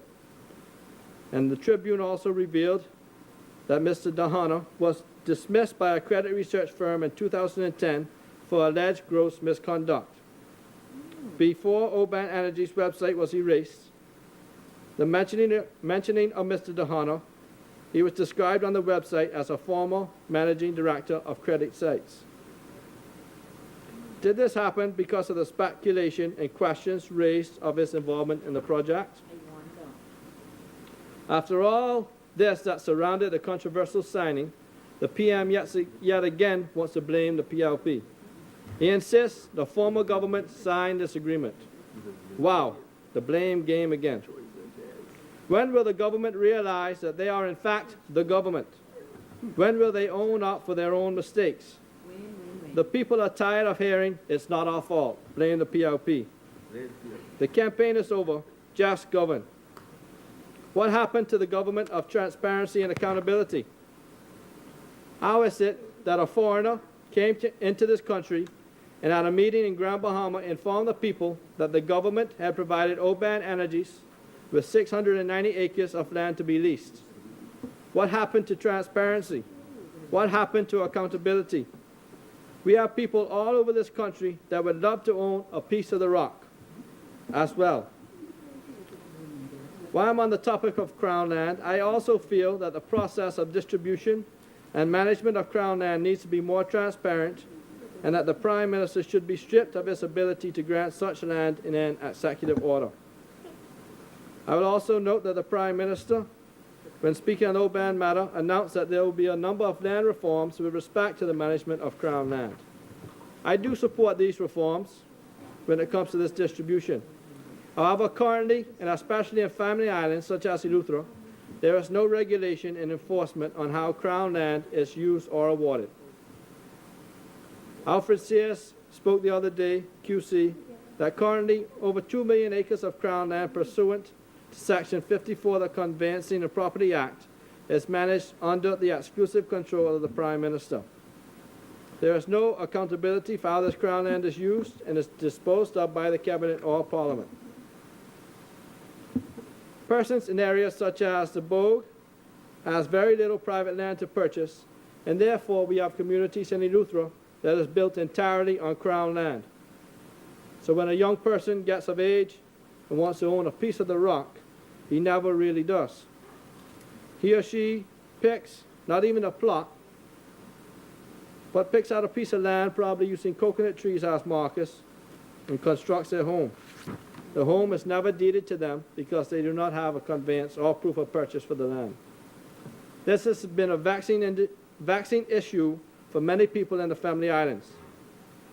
I have personally delivered many applications for Crown land for many people in these communities. However, few pieces are surveyed, and you really cannot distribute land without surveyed plots. The next issue, as stated before, is that the granting of land lays in the portfolio of the Prime Minister, and therefore Mr. Johnson in Lower Bogue or Mrs. Gibson in Rims's Bight is put on the back burner for quote-unquote more important issues. Madam President, my hope is that Crown land reform comes sooner than later to this country.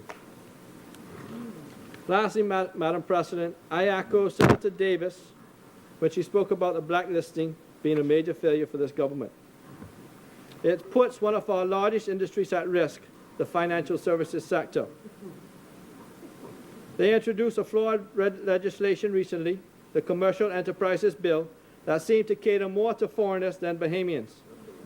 Even though many members admitted it needed tweaking, they agreed to legislate it anyway.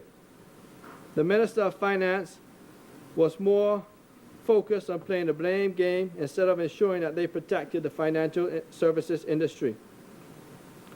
The Prime Minister was so boastful in December when he said, despite the claims by the Perry Christie administration of being for the people, its lackluster and late again approach to dealing with this very important part of the economy, it took the Free National Movement to prevent the country from being blacklisted. A few months later, mum's the word. Being blacklisted can be dangerous, as the European Union branding of this nation as a non-cooperative in this fight against tax avoidance could result in foreign financial institutions viewing the Bahamas as high risk. If this should happen, it could lead to the loss and/or severing of international relationships that the Bahamian financial services industry and wider economy. Madam President, in conclusion, my hope is that this FNM government will finally wake up and smell the roses and realize that they are indeed the government. Take responsibility of their actions and policy decisions. C.G. Chung said, "You are what you do, not what you say you do." After 10 months in office, it is very clear that the farmers, the fishermen, the janitress, postal workers, gaming board employees, airport workers, bridge authority, BAIC employees may not be the people the FNM campaigned about. Whose time is it really? The current government seems to be so comfortable using the blame game that I think they may have forgot what they really campaigned on. The Progressive Liberal Party is a party for the people and one that cares for the common man. Before we left government, we had a lot of good policies and programs in place. All the government had to do is continue with these programs. Some persons reap what others sow. I have mentioned before that if the government feels that loss, that they can use the PLP's playbook.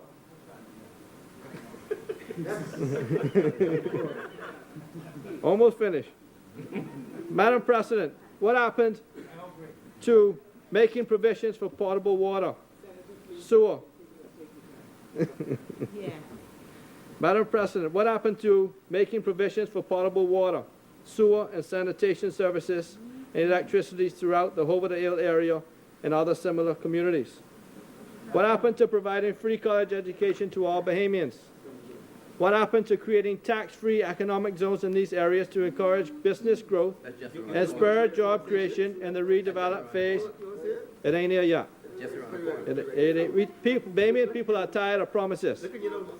The construction, upgrade, and expansion of state-of-the-art facilities throughout New Providence and the Family Islands. What happened to providing tax incentives and concessions to encourage Bahamian farmers and farming cooperatives throughout the country to promote sustained production and packaging to ensure continuous supply of quality products to customers?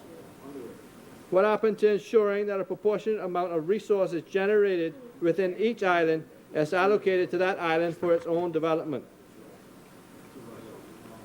Madam President, the government just needs to stop blaming and live up to their promises.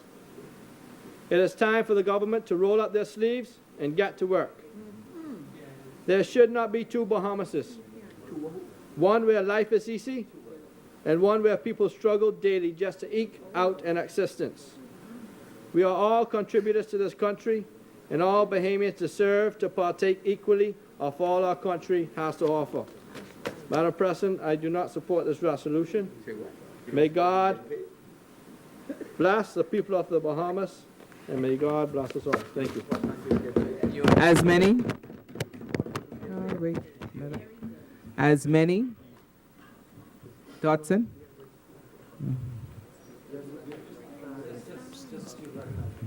Senator, Chair recognizes Senator the Honorable Jenny Dotson. Now you. Madam President. Chair now recognizes Senator the Honorable Carl Bethel. I beg leave to move the following resolution, that the businesses of the Senate be suspended until 3:10 p.m. This afternoon, the 9th day of April 2018, if I may obtain a seconder. It has been moved and seconded that the business of the Senate suspend to 3:10 p.m. this afternoon. All those in favor would say aye. Those opposed, nay. The ayes have it. The ayes have it. The business of the Senate is now suspended to 3:10 p.m.